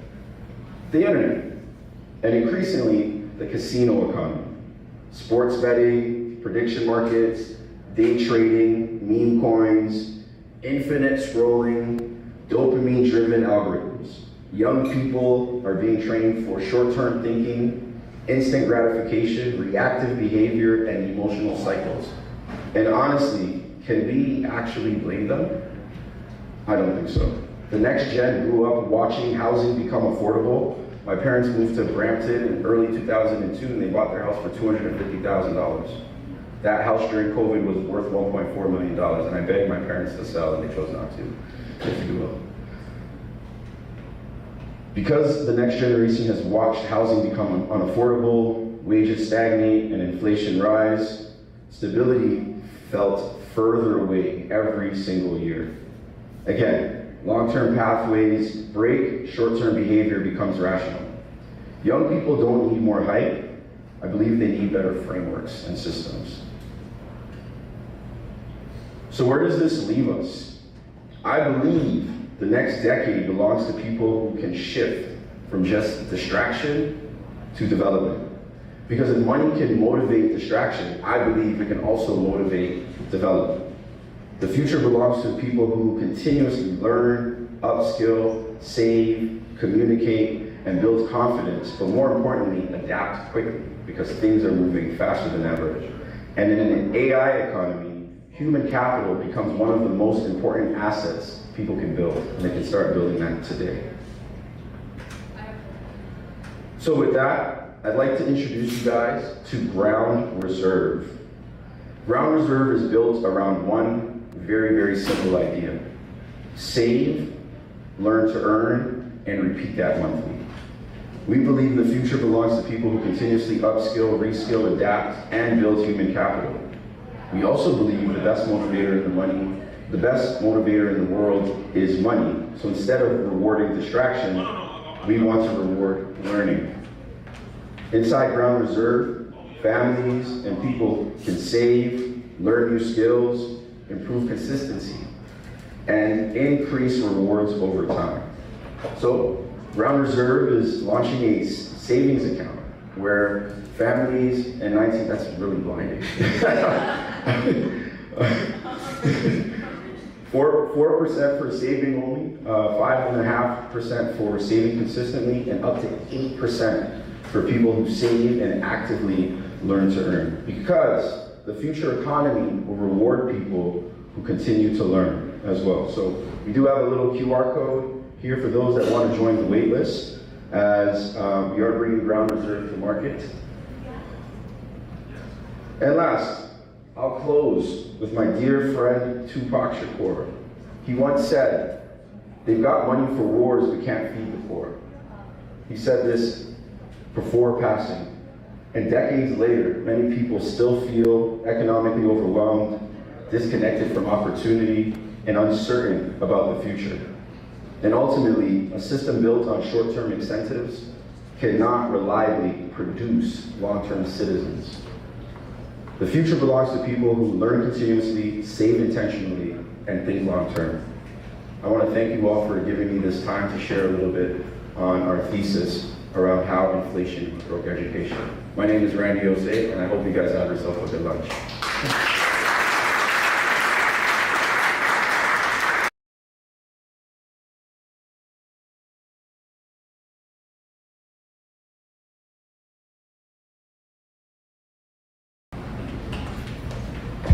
Right, thank you, Randy. Always appreciate your unique perspective. Appreciate everybody's patience. It is now our favorite part of the agenda. It is lunch. Light refreshments will be served at the hub downstairs. Please take this time to eat, recharge, and connect with those around you. And there are a lot of impressive people here, so don't be shy. We'll see you all back here at 1:45 for the rest of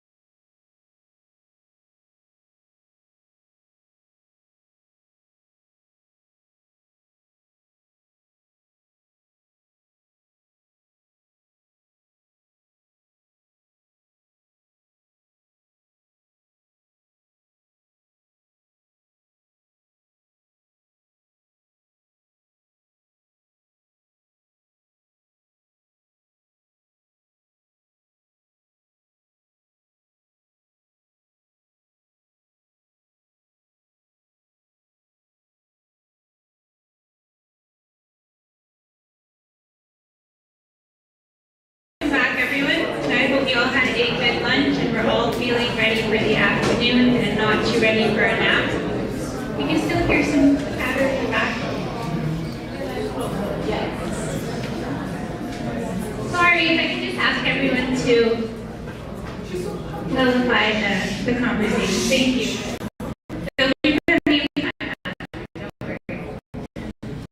Okay, we're going to jump back into things with a special announcement from IBU on the launch of their Masters of Science in Applied Artificial Intelligence program. Now this ties directly into so much of what we're talking about today, about leadership, innovation, and preparing people for what comes next. To share more about the program and the significance of this launch, please join me in welcoming Dr. Esteban Imre, Executive Dean and Vice President of IBU.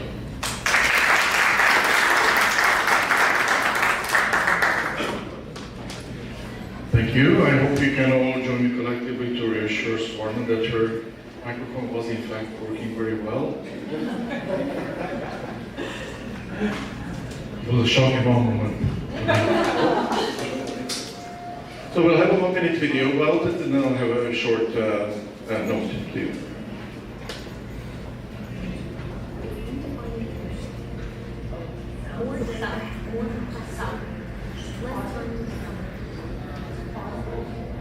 The next generation of are AI-driven.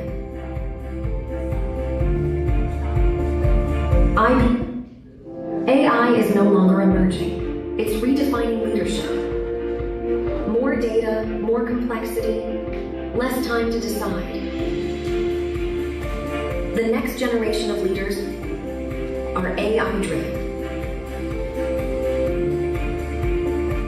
IBU's MSc in Applied AI, built for decision makers.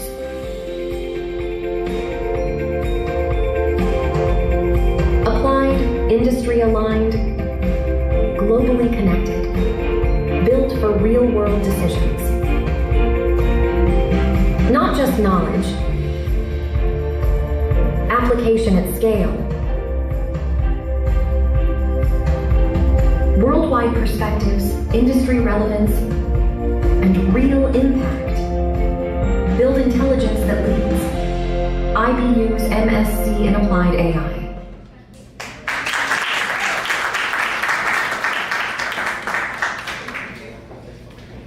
Thank you very much, everybody.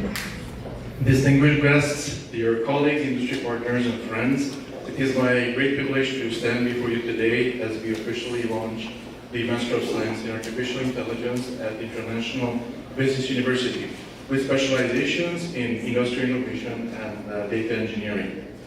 Our world is undergoing a profound transformation, and this program is a strategic response to that change. Modern organizations across Canada and globally are embracing artificial intelligence as a core driver of innovation and productivity. In fact, recent data from Statistics Canada show that the share of Canadian businesses using AI doubled in just 1 year, from 6.1% in 2024 to 12.2% by 2025. Moreover, companies across every sector are planning further adoption. In Canada, over 14% of businesses now intend to implement AI within the next year, up from about 10.6% a year ago. Globally, surveys suggest that the vast majority of companies, over 85%, expect artificial intelligence to transform their business by 2030. This surge in adoption is mirrored by an explosion in labor market demand. AI, machine learning, and data specialists have become some of the fastest growing job categories. An international job market analysis found that AI-related job postings in Canada have jumped 15-fold in the last decade, from roughly 4,000 in 2012 to nearly 57,000 in 2024.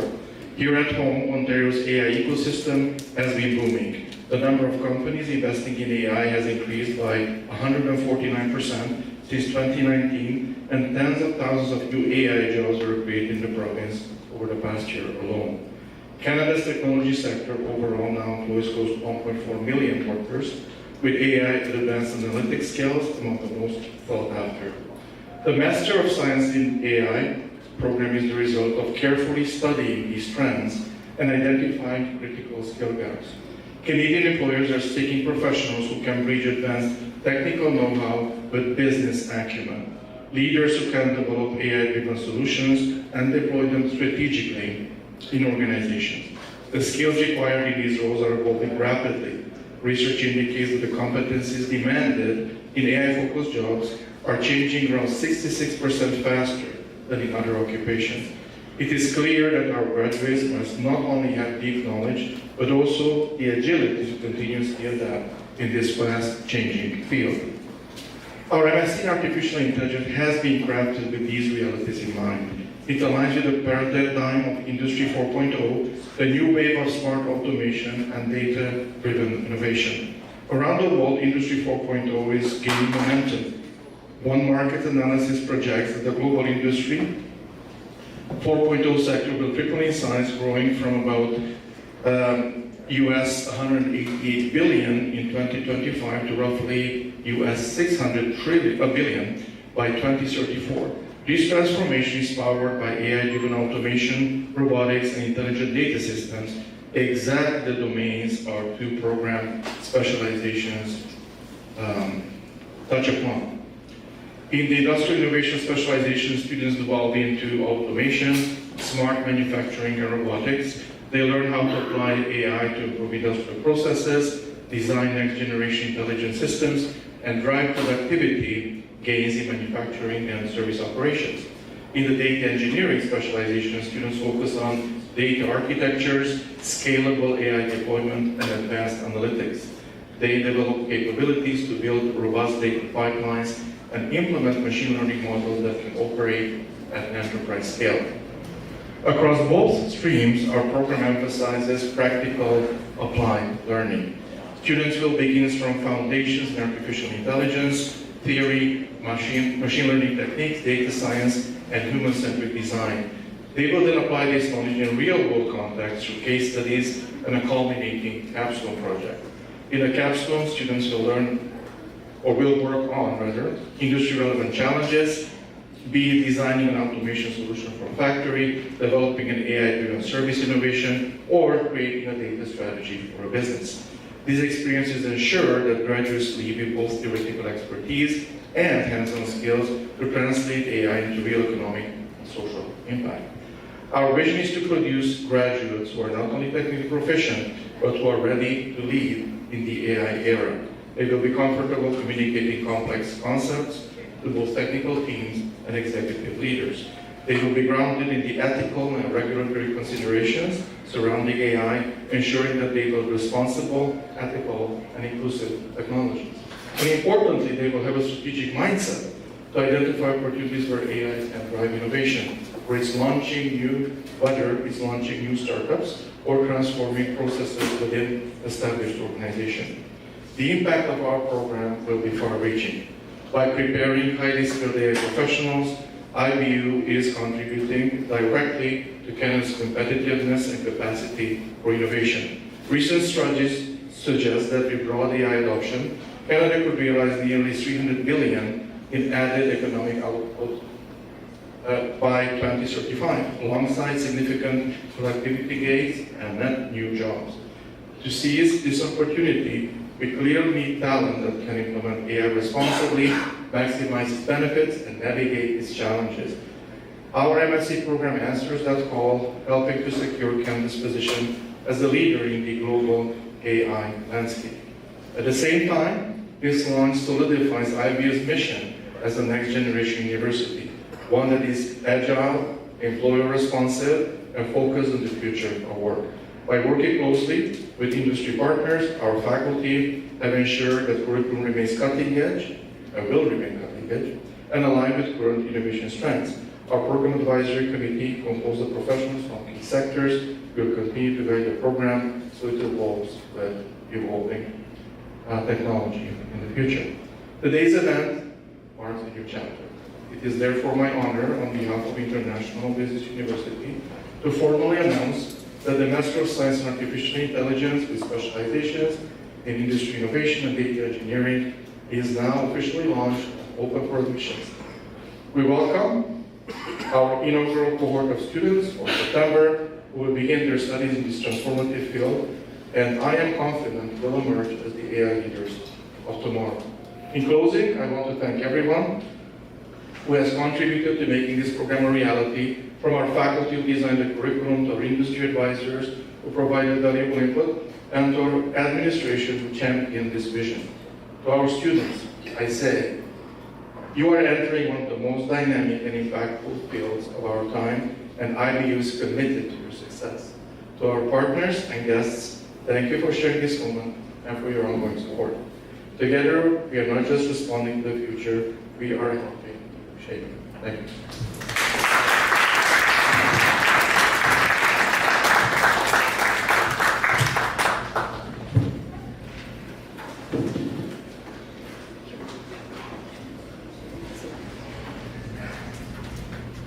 Taking this celebratory note going on, I would like to take a moment to recognize and celebrate the achievements of our students who represented International Business University at the MBA case competition during the inaugural Reimagining Women in Leadership conference hosted at Toronto Metropolitan University.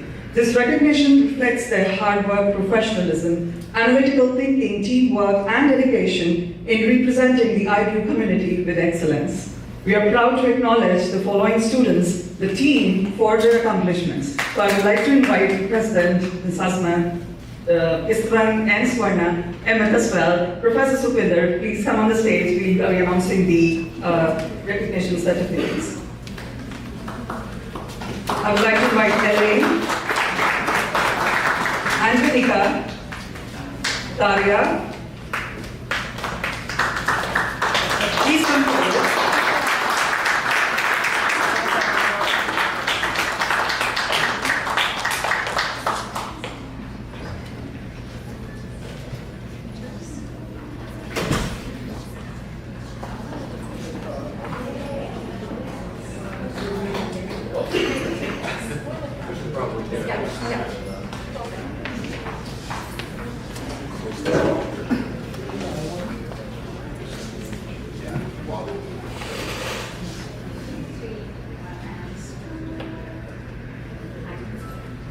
Can we give a big round of applause for the winners?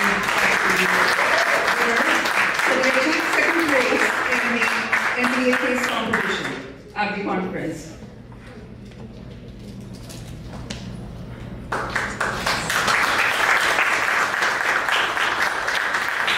Please come forward.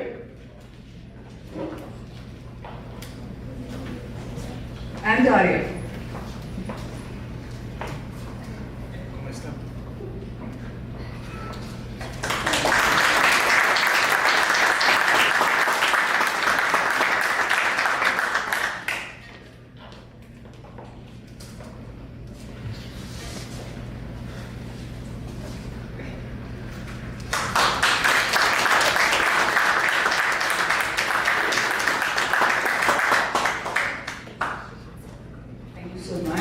Congratulations once again for this achievement. Yeah, we can have a group picture. Please come and join us.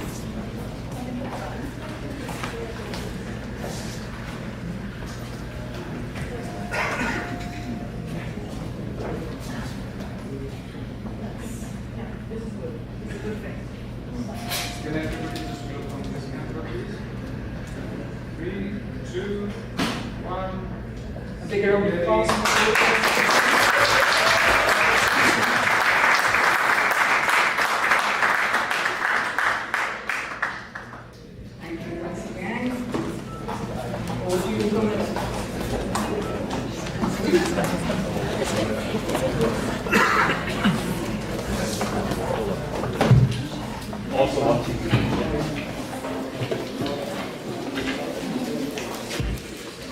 Okay, thank you, Dr. Imrich, thank you, Anadi. Congratulations to IBU on the launch of your program, and congratulations to all of our winners. We'll now be shifting into Investing Focus, Sovereign Thinking, a student-focused session on investing, AI, and emerging technologies. And this one should be fun because we'll also be recognizing the winners of our Student Innovation Competition. So please welcome Professor Sukhinder Babrar and Elijah Gutman from Emergence AI.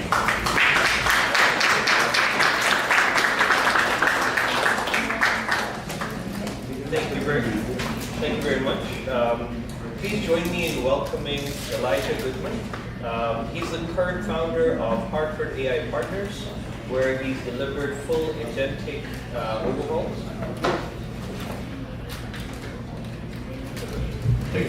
Sorry about that. For some of the highly regulated corners of financial services, including investment banking. He also serves as the head of product and AI product strategist at Emergence.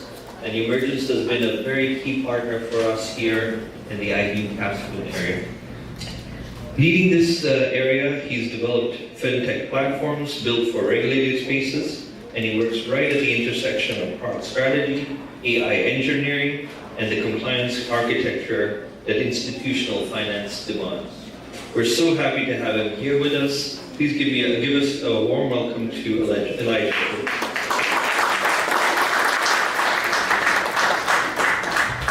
And alongside Elijah, we will also ask Oisa and Nurul to join us, and Kathleen.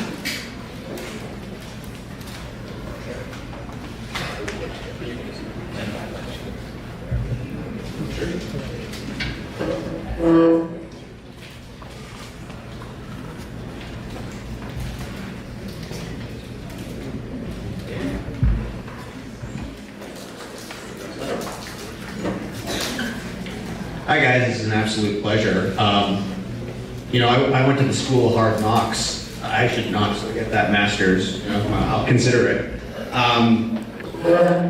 The conversation that we're having today, guys, is I exist at the intersection of AI and finance, but you guys just did it in an applied way, right? And so I'm actually really curious about the decisions that you made, how you made them differently than how, in theory, anyone in the past would have made them in the pre-AI era. And honestly, the one thing that no one took the time to tell me, but I'll be finding out from you guys live, is did it even work? And so why don't we start from right to left here and take it away. Thank you very much. I think I'll start by saying maybe taking risk with virtual money is easier, because I was like, oh, it's virtual money, so even if I lose it, it's virtual. But I think at some point it stopped being virtual, it became real. And with the technology available as well to them, somewhat easy because there's lots of AI that so you can just ask to guide you. So I rely on most of them. Quite a lot to say. This is my table today. What am I doing right? What am I doing wrong? What can I do? Sometimes I choose not to listen to whatever advice I'm given and just say, let me go with my gut feel. But I think most importantly, what I've learned for the month that we had this challenge was the fact that investing has to do with taking risk, but also has to do with knowing when to be patient and not to panic. Because there were times when I got into panic mode and I told myself, you know what, perhaps just leave it and see what will happen tomorrow. But again, too, I think it's all about the heart palpitations. I'm not sure I like that, but I had lots of those ones when I say in the morning, I was at 198 and I'm checking the midday, it's at 160, I'm like, what's going on? What do I need to do differently? But I think in summary for me, there are lots of tools available out there to guide us through it. And then when we do apply it with a bit of our own gut feel as well, so it probably just helps, and that's what I took from the challenge. Thank you. So then the question I'll actually ask to you, and this is interesting, when you guys were engaging with this, was it to make as much money as you could within the time period that you had, stops and puts, or was the strategy like this would be the best investment strategy over the course of, let's say, someone's 30, 35-year career?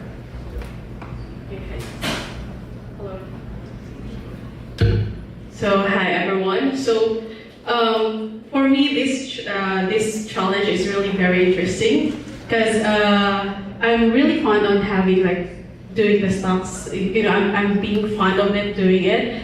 But of course, having this investment is not just doing to earn more or to have a profit for what you have invested. But for me, it's also it has an input in you, to be patient. It has so many learnings what I did because I have been looking forward to every day morning when I woke up. It has a very impact on me. When I woke up, it's just to check I need to trade at around 9:30 making decisions for what I'm going to do with my stocks or investments. And of course, AI really helped me to do what in the future, which I am that aggressive person, a high risk taker to do the investment, or just, a balance or a low risk taker. So it really helps me to having the momentum of, you will do this, just hold on for this. Don't make your decision aggressive more, as what she said, like being patient is really the most, give you a very lesson to be patient for this challenge. And of course, like, we have seen you like going up, going down for the rankings, and Oiza, like I didn't see her like doing top 1, top 2 for this weekly challenge, but what I have learned, like she's been on the top 60 maybe or top 20, but at the end of the challenge, like her investment comes, like the fruit of her investment really give her that patience to be the top 1 as today. So, no one's told me yet if it actually worked. It really. It did work. So, I mean, how did you guys compare your results to, let's say, just someone who's a money market manager, hedge fund manager, just doing the public investments?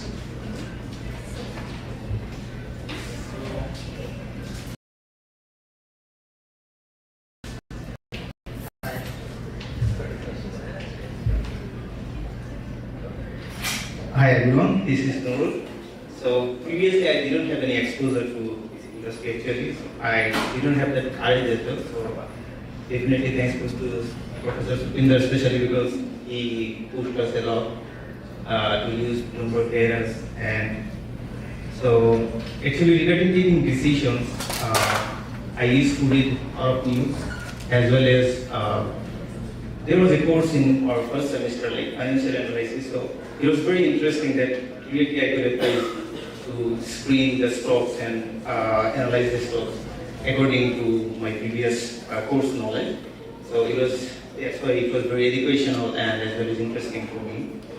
And yeah, there are two things actually helped me in making decisions is real-time data and as well as Bloomberg's lab data and also the news.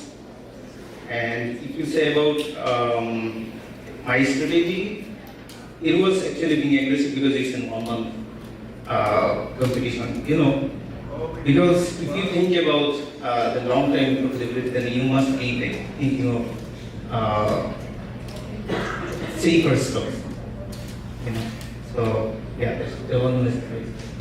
So I'll hand the next question I have on to whichever one of you guys wants to answer it, and please feel free to say I don't know. So my brain goes to the more technical sides of this, right? Did you guys set up persistent project memories? Was it making API calls, or was it actually just, here's Bloomberg's screenshot, what should I do, right? And did you have any autonomous aspects to it, like, what we would call a heartbeat or a soul, right? Like yes, that is actually the technical term for this stuff. People will literally have soul files where the AI will wake up every now and then and do something. And I'm wondering if you guys did that or if you were just using it as a research tool.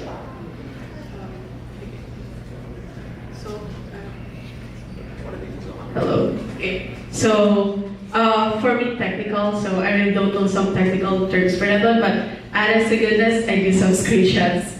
I did screenshot things and then send to AI, and then just telling me if my stocks perfectly are really reasonable good. strategy, by the way. So like I screenshot it, and then they comparing my previous day stocks to what should I do today. So that means you created a persistent memory. Yes. So, okay, well, I have that. Now this is titillating to me. So did you switch AI models? Like, were you using, Claude Opus 4.7 for some times and ChatGPT 5.5 for others, or was it always the same? It's just the same. I just use just one ChatGPT. Like, it stored my memories from the day one of my trading, and then every day doing it, then I know AI will storing like, yeah, this is what you do, you should, giving me advices to hold or invest more on that stocks. Wow. So what was the initial investment and what were the returns?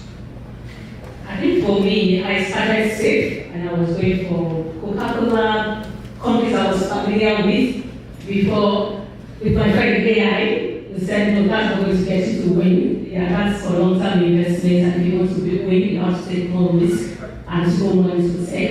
It's volatile, but it's your best chance at winning, and I chose to listen to you at that particular time, and I went into more tech stocks. Of course, I've seen it fluctuating as well. The next time I wake up, it's down, it's up. But I think in the last week, I told myself to, I did what I thought was so big.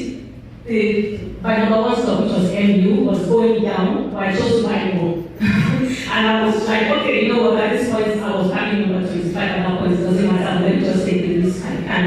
And I got more. And I think that was what she was talking about, creeping in, because I was nowhere, but it paid off eventually because that stock actually rallied. And before I knew it, I was like, 40,000 degrees between me and the second person. And in addition to what you said earlier, I was using both. I used to more ChatGPT and Claude as well. I started with the AI on the platform itself we're using. I thought it was really and that's the AI on Bloomberg itself? Yes, and I thought it was basic, and I went into ChatGPT and Claude. But I also spent a lot of time in the Bloomberg lab because I'm a TA here, and part of my duties is staying at the lab, so I also utilize that a lot to just check what's going on out there. Am I doing the right things? So are the top gainers today? Am I in them, or should I just let them go? So that was really the strategy I used. I don't know the technical terms for them, but yes, I did build some memory around it and just tracking. I got rid of some along the way, but mostly I kept to the ones I felt were going to be the ones who helped me rally. And to your first question on the work, I think it did. I was starting with my husband and I said, if the school's intention was to get us into this, I think it does work because right now I'm considering putting my real money in there. And he said, are you sure you want to take that risk?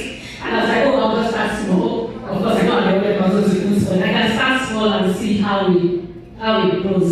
And the other thing I also did was back home, because the money is not as valuable as the dollars, but I was like, I can actually start back home as well in the stock market, and I was contacting a lot of stock brokers to say, okay, I have small money, what can I do? So it's part of my interest, and I think for this one I'll say thank you to the school and for Professor Peter for actually championing it and helping us get into it and seeing that there's a whole world beyond just trying to look for employment. There are actually different things you can do to actually get your start up.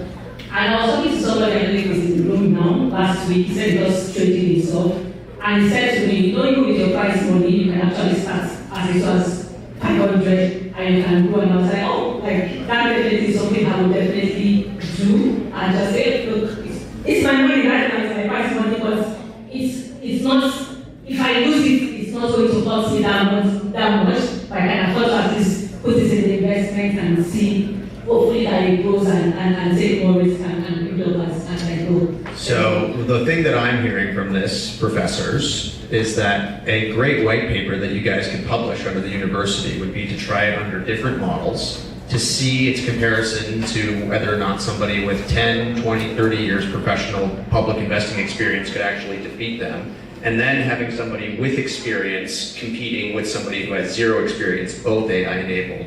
You've got a double blind against another study, and regardless of what the end results are, you guys will get credit for having done the study, right? It can bring a lot of attention to the university. I'm not kidding. I really do suggest that.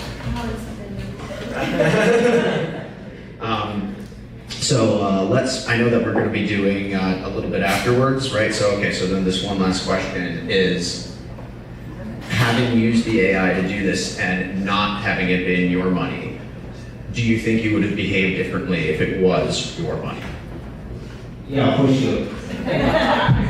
Honest answer, I love it. Know the names. Even the AI knows the participants' name. Yeah, they memorize everything. So, like, AI actually helped us in getting the real-time data as well, right? Because if I can share an experience regarding buying stock of LE and micron computing.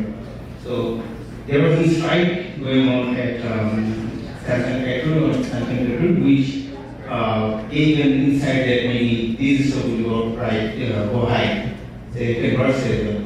So this sort of data maybe like if you look at the real-time news, then there is such a lot of things. AI captures this sort of data or uses according to your preferences. So yeah, it helps. You can use it. Well, I'm going to be presenting them. So Emergence decided to sponsor this particular award for these 3 students, and we'll be presenting that at the end. But for the time being, give them a round of applause.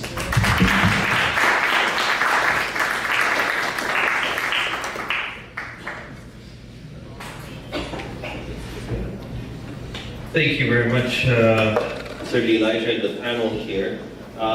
Especially for those of you who didn't know what we were doing here, just as a quick way, and sorry, we should have said this a little bit earlier, we decided to have an investing challenge for 1 month. And it was a trial period for everybody to get exposure.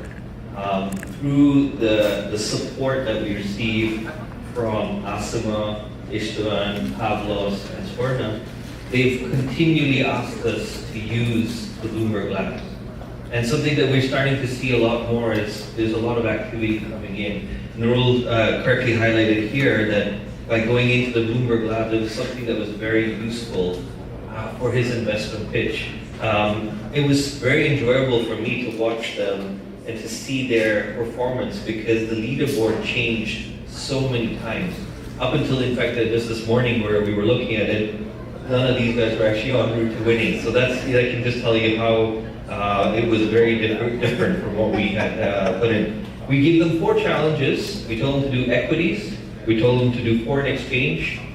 We told them to do cryptocurrency. And we did ask them to do options as well. And then the last week was open, do whatever you wanted to do. So, credit to not just them, but a lot of you guys out here who are also sitting who are part of the challenge. Thank you very much for taking the time. This is not an easy one, but hopefully you learned a lot. And of course, with the positions flipping back and forth, some people missed out a little bit on this, but certainly we were very, very pleased with all your efforts.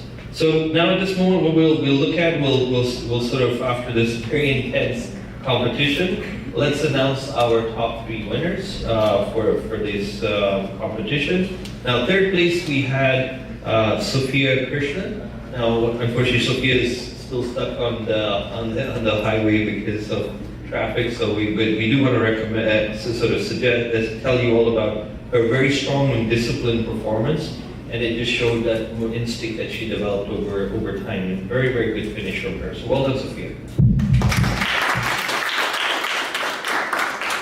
In 2nd place, very consistent gains, sharp decision making across the board. Very pleased to see, and just missing out on the top by a little bit was Nurul. Well done, Nurul.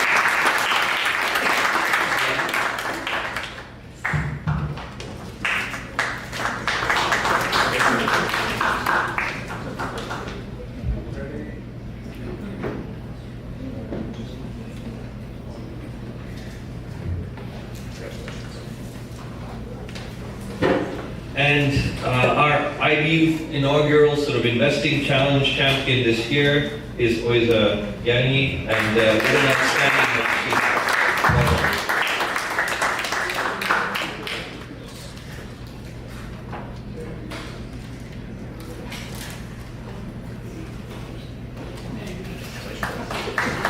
And before we close up, if there's anybody who's part of the challenge, up from this, we would want to make just sort of hand over to that. We'll announce the weekly winners as well. So it was like a long 1 month complete competition. So it started like 1 month back. So then we also have like weekly winners as well. So I would like to recognize them also here today on the stage. Dania, if you're here today, I think so. I saw Dania. We have Jackson. Please come forward. Nurul. winner as well. So a big round of applause. He's been like one of the top tracks, and also Kathleen. Please come forward.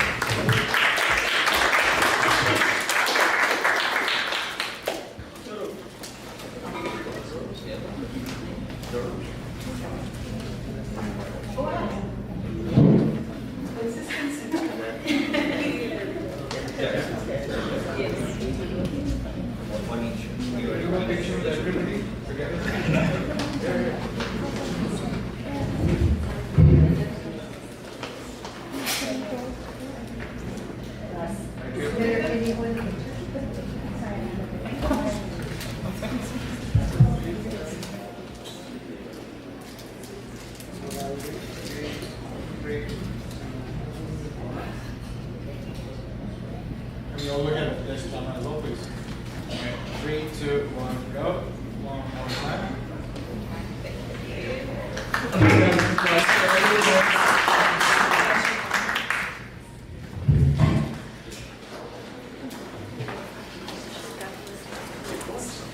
And so just to close off, we'll have Elijah with his final remarks for us, and then we'll hand it over to, oh sorry, I'll hand it over first to Esteban, and then we'll have Elijah.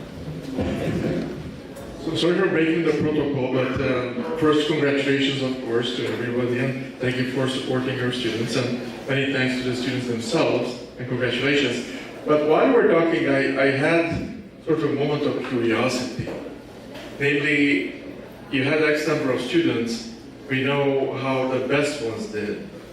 How did the last one do? Did anybody lose money, or they still result in some gains? I would love to know. So obviously we don't name names here and all of that, but from the perspective, the last student invested $97,000 of their money, did lose it all, and only lost it to options. And that's because of just the lack of understanding of how the options triggered, but was doing very, very well. So a great learning lesson for them, and certainly speaking to a couple of people who were in that similar position, they understood now how options and Forex are so different from crypto and our standard common shares that we purchased. But certainly we had a variety of students all across. Okay, so we'll just invite Elijah to have a closing message here for us. And once again, thank you very much to everybody who participated. Thank you again to all the support that we received from everybody as well. And we look forward to the next challenge, and hopefully more of the students will join us on that challenge. Thank you.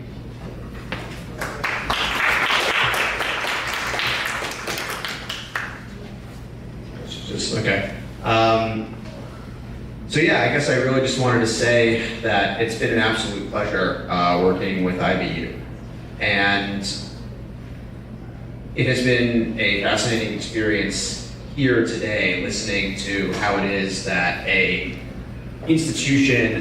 this particular institution is obviously not that old, but the institution of a university is an old idea. I mean, it literally came out of the medieval era monasteries, right? That is where the idea of universities came from, just that there should be an institution that's sole and only purpose is for the higher education of the otherwise betterment of the populace. And to see an institution that is more than a millennia old be able to respond to a technology that changes every few months is it makes me optimistic. And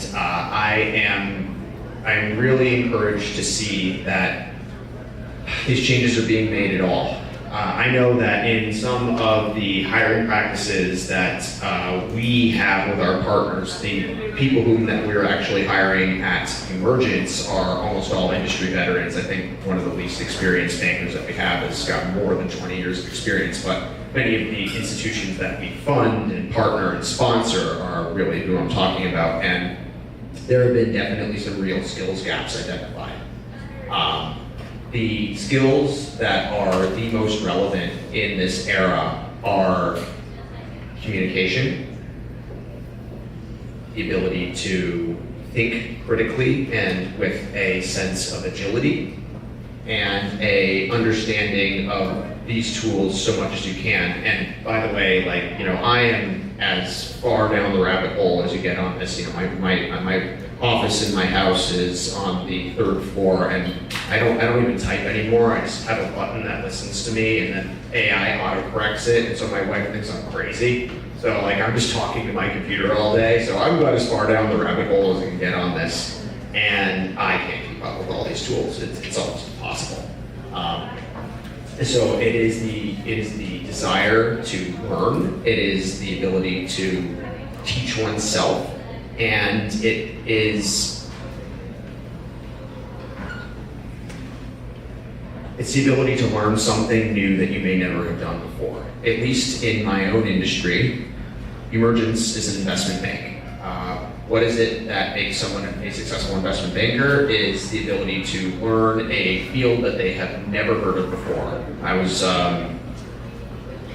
quoting this morning about somebody who had to learn about, you know, small modular reactors and the nature of the financial system in Singapore, you know, like over the course of this last weekend.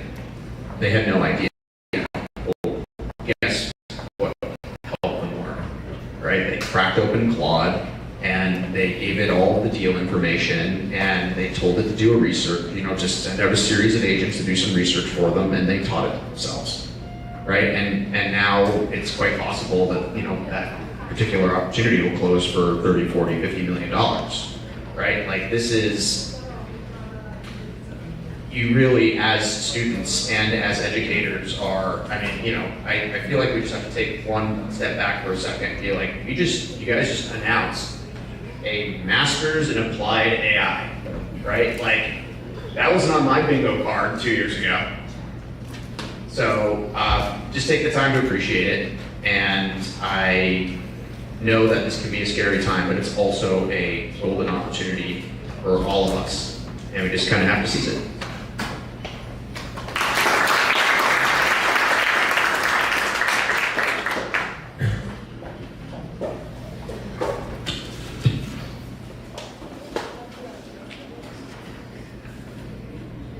Awesome, thank you, professors. Thank you, everybody involved in that session. We're now going to be moving into parallel programming, so stay with me for a quick logistics second. We have 3 sessions going on right now. We have a talk on access is sovereignty. We have the Startup and Innovation Pitch Showcase, and we have the Introduction to Bitcoin and Self-Custody. All of these sessions are going to be taking place on the other end of this floor. So you guys can make your way down there. There are signs to guide you. And we'll reconvene at 3:30 for our final fireside chat.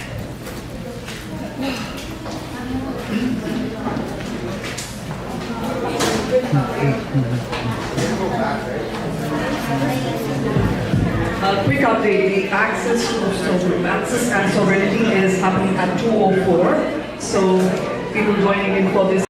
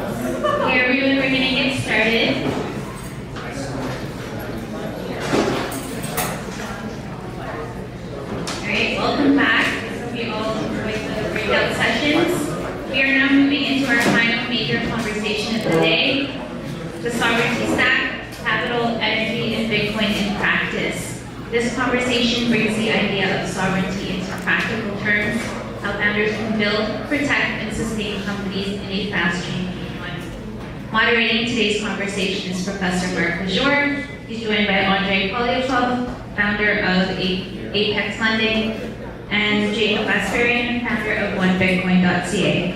Please join me in welcoming Professor Mark Lejour and our panelists.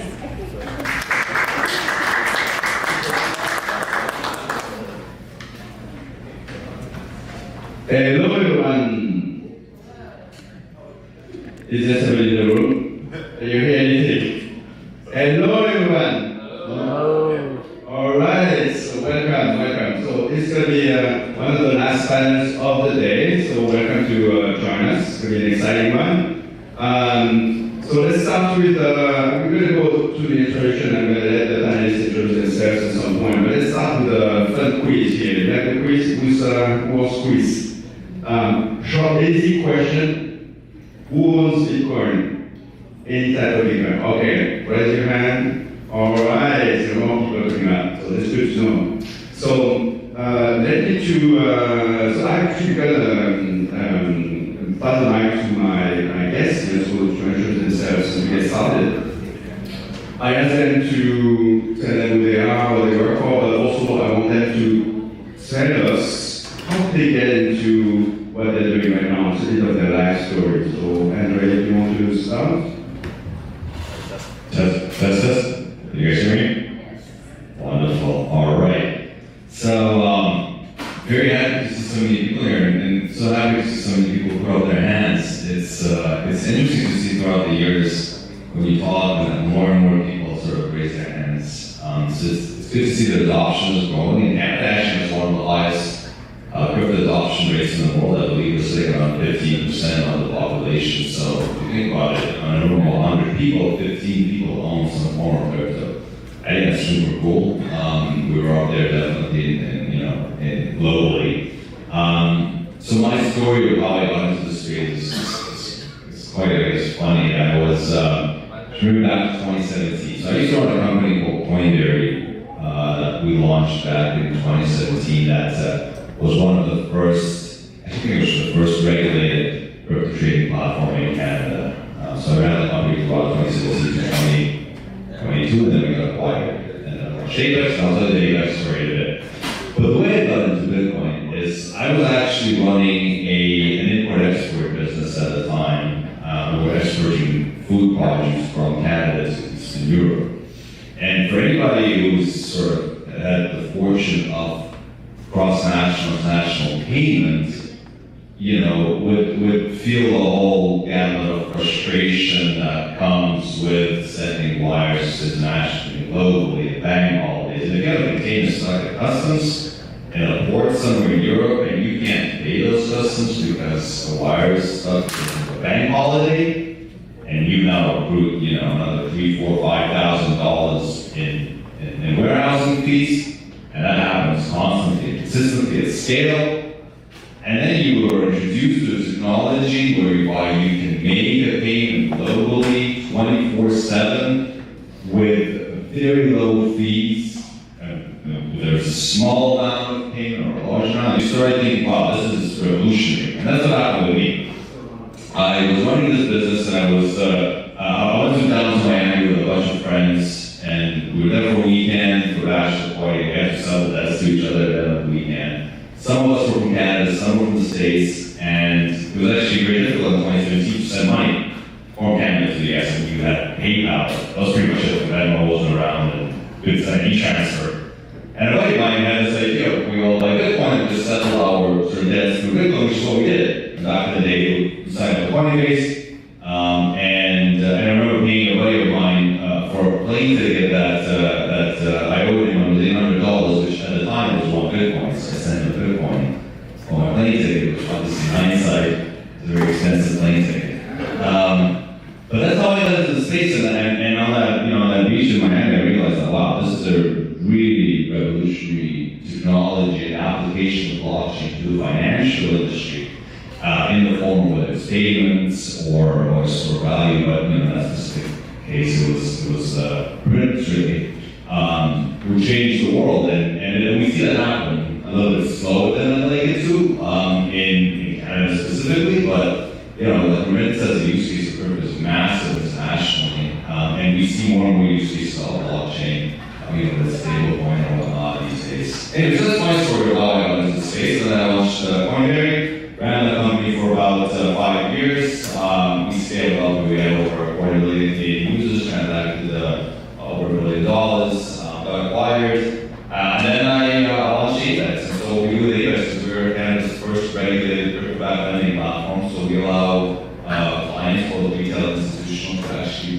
borrow against their Bitcoin instead of selling it. And if you sell it, you might have to pay taxes, or you sell it, you might lose out on the upside.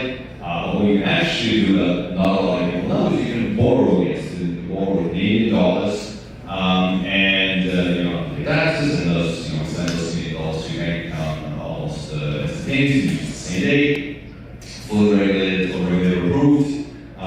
Your Bitcoin is safe and secure in cold storage. It's a qualified facility. It's not being lent out. It's not being blocked. Invested, it belongs to you, the traditional loan. So we're bringing these new technologies to the Canadian market, again, within a fully regulated approved sort of framework. And so that's it. We've been around for about 3 years now, and going quite well. We were landing in Canada and US as one vertical of the business, and then we actually licensed out our technology globally to other lenders that use us in Europe and Asia that just want to send back. So that's a long answer. Your turn. And, you want to go ahead? Yeah, sure. Hi everybody, I'm Jacob Asperian. I'm the founder of OneBitcoin.ca. I've been in the Bitcoin space for almost a decade now. In my previous life, I was a real estate agent. My little cousin was talking about this crazy internet money. I laughed at him like everybody does when they first hear about Bitcoin. I said, this is crazy, you're gonna lose all your money. After a little while, I ended up doing a little bit more research, and then I got obsessed. My friends and family told me they were tired of hearing me talk about it, and they said, we're happy you found something you like, but please stop talking about Bitcoin. And so, I'm an entrepreneur at heart, so I said, you know what? I want to do this for the rest of my life, and so I founded OneBitcoin.ca. Since then, we've served, Canadians coast to coast. We now have ventures in the mining industry with energy across the country. We've got lending and custody platforms in the works right now, as well as a capital markets infrastructure company. One thing that we do is we focus on Bitcoin and Bitcoin only. Stable coins and tokenization, all that stuff is fantastic. There's a lot of benefits to that in the ecosystem, but the true fundamental driver of the ecosystem is the technology, which is Bitcoin. And so, I've been in this space for a decade and looking forward to the next 2 decades. All right, so thank you. So it's actually always fun to be next to Andre, because I remember spending a weekend on a hackathon at Western with some of the good people from the Bitcoin Association of Canada back 6 years plus ago. And it's fascinating to see any entrepreneurs that are building their business and how they grow, and there's times that the economy. So tell us a little bit about Bitcoin. What's interesting? What's Bitcoin? Very easily. It's digital money. How do you guys see Bitcoin in one sentence for you? Visually? I think the simplest explanation of what Bitcoin is, the true innovation when you boil it down. I know a lot of people call it a currency. Some people can argue that it's a commodity, but at the end of the day, it is digital scarcity. It's for the first time in human history, you've got something digital that cannot be copied and pasted. And when you think about that, really, it's a paradigm-shifting innovation. You've had the internet for over 40 years. The internet is excellent at creating information and dispersing information at the speed of light across the world. But if I have an image and I send you that image, it's not that I'm sending you that image. We both now have that image. So everything, when you're doing commerce over the internet, you'd always need a third party to facilitate it for you. With Bitcoin, it removes the need for a third party to hold an asset as well as to send and receive an asset. So digital scarcity is what it all boils down to. And I think for me, it's a little bit, very philosophical nature, it's freedom. You don't realize living in society how easy it is to lose that freedom if you lose access to your finances. And, you know, a lot of us in Canada, you know, were born from other countries where there's a lot less freedom, and we sometimes take for granted the freedom that we have here. And when you lose access to your bank account, you feel that right away. And so, for me, having financial freedom through the ownership of Bitcoin really is that value that permeates above all else. And it's great if it goes up and up, down, whatever. I mean, it's an asset class. But the fact that you're able to be an independent and financially free individual and really outside of anybody's control, like that to me is the true value behind the asset class. Yeah, so I got into the Bitcoin ecosystem actually through, I was a student in computer science and I was studying the newsletters. And actually, yes, the first thing I've seen is this peer-to-peer cash system, which is the name of the Satoshi Nakamoto white paper, which everybody should read at least once. And then slowly evolved to, wait a minute, this money scarcity, people comparing to gold. For some reason, some people say it's digital gold. Those golds, also there's a limited amount of gold on the planet, and it's been a way to secure your wealth against inflation. So that's how, so people have been, Andrea, you've been saying, more and more people have been either earning it by running the software on the laptop and then on bigger servers, the miners. Some of the people bought it, some people were gifted. Like in Toronto, we had a lot of meetups, some people were gifting you Bitcoins at some point. So now, once you get in, whatever the way you got your Bitcoin, what do you do with it? I guess that's the other question I want to ask you guys. You start earning, you're thinking, oh, by the way, my quick thing, I can expand on this, but I've seen a lot of smart people like Mr. Wonderful, for example, saying, no, it's part of your allocation portfolio. You should allocate a certain percentage on Bitcoin as you allocate to bonds, equity, to cash, gold, and should be part of the portfolio. So people start saying that. Once you have that in your portfolio, do you let it sit here or do you let it work for you? That's the next question. Like, how do you bring it up? How do you manage your wealth over time? Thanks for that. Yeah, so I mean, that's part of the reason why we built out AWS, is really to give people an opportunity to extract some of that liquidity and make the money work for them. The Bitcoin, I guess, work for them without actually giving up or losing that Bitcoin in the process of selling it. And until we came around, at least in Canada, there was no regulated, safe way to do that, and you would have to resell it. That was the only way to extract value. If you bought Bitcoin went up, you'd have to sell it if you wanted to, basically benefit from that. And now you don't have to. That's, if you think about it, we talk about wealth preservation, how you build how wealthy people build generational wealth. They don't sell assets that are appreciating in value. They borrow against those assets. That's what Elon Musk doesn't sell his Tesla shares. He borrows against them, and that's how he never raised tax or whatever else. Doesn't matter. But that's how people that are wealthy avoid paying a lot of taxes. They borrow against their assets. And so what's really interesting for us is when we launched the business, we didn't know exactly what the use cases would be for people that borrow against their Bitcoin with us. But it's really interesting that a lot of these use cases are real life. It's opening businesses, it's buying land, it's growing their businesses, it's sometimes it's paying for their kids' education. I think we recently launched a charity by borrowing against their Bitcoin and using those funds. And so these are real life use cases. Like, people are not just borrowing to speculate and buy more, they're actually borrowing to create more values and to, whether it's diversified investments or real estate. But yeah, it's really interesting to see that and really, heartwarming for us, because really people an opportunity to really better their life while conserving their, wealth potential, which is really cool. I think when you talk about allocation, Everyone's first foray into Bitcoin is a speculative investment. Like, okay, this thing's going up, I'm gonna get comfortable with it. I never tell people what to buy or how much to allocate to it, I just say, get off of zero. Having zero allocation to the best performing asset over the last 17 years is not a prudent decision to make. As you get more comfortable with this asset, your allocation will grow. Everybody here, whether it's a generation from now or however long it is, everyone will eventually be on the Bitcoin standard as more and more people understand the options. Everybody's real estate investments are going to have Bitcoin allocations. Everyone's business operations are going to have Bitcoin on their treasuries. Bitcoin, it's like saying, where do you see the internet going? What kind of use cases is the internet going to be utilized 20 years ago?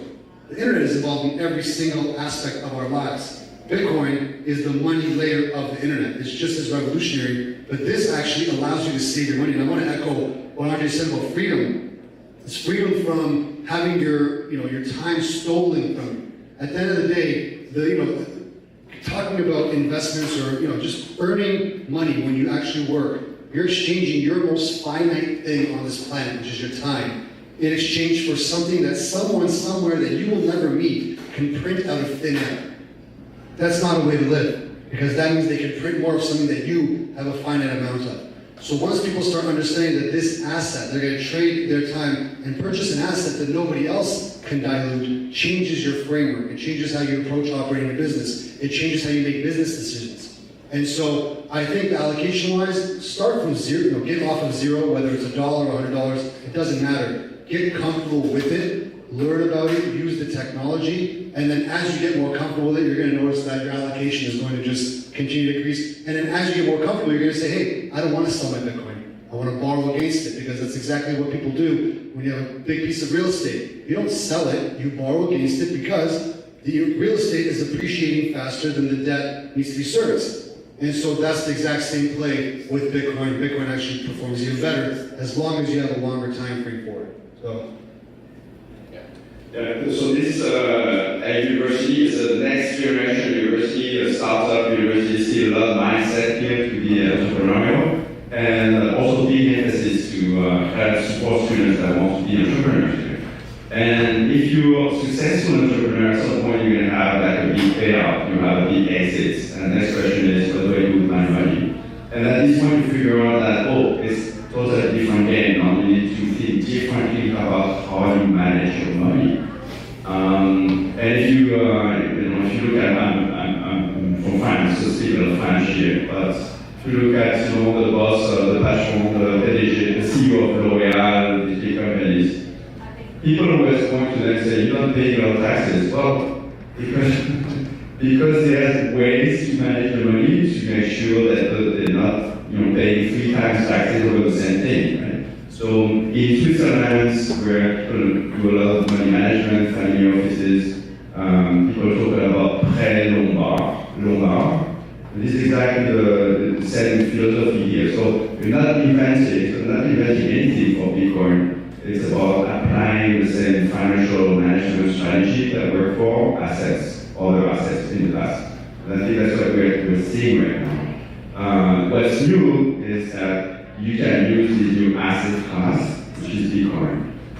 You can use all the tools and the instruments and the knowledge and the legal knowledge that we have there. So a couple of questions for you guys, and I'll let you take them where you want to go. First, I would like to know, people are talking about stable coins, all kind of crypto scam, everything. How do you differentiate Bitcoin versus all the rest? I think that was a lot to say about that. And maybe also talk a little bit about maybe Bitcoin in Canada. You got some thoughts about that. Yeah, I'll jump on the understand the difference between Bitcoin and the rest of crypto. One of the biggest mistakes when somebody's new to the space is they don't differentiate. They kind of lump them all together. When they're referring to Bitcoin, they say crypto. When they're referring to crypto, they mix them both up. Bitcoin is the innovation. Bitcoin is what started it all. Bitcoin is what allowed stablecoins and tokenization to take foothold now, because Bitcoin's been around for 17 years. It's the digital scarcity aspect. Bitcoin is the innovation that nobody owns or controls. So that's why it's viewed as a commodity with most governments around the world. because it's an asset that has no issuer. Same way as oil, corn, real estate as general, it's just a asset class. It's just a digital asset. Stablecoins and tokenization is the iteration of the world we knew of before Bitcoin being brought over into the digital world. So they do have use cases. Stablecoins are great because it gives you a dollar for dollar, $1 to $1 for your fiat currency. Tokenization is the way your stocks are going to work.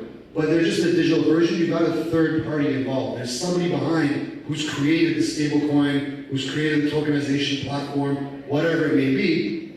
So 99% of the ones out there are not going to succeed, just like startups and things like that. So Bitcoin is the internet, and stablecoins and tokenizations are the websites and the companies and the things being built on the internet infrastructure.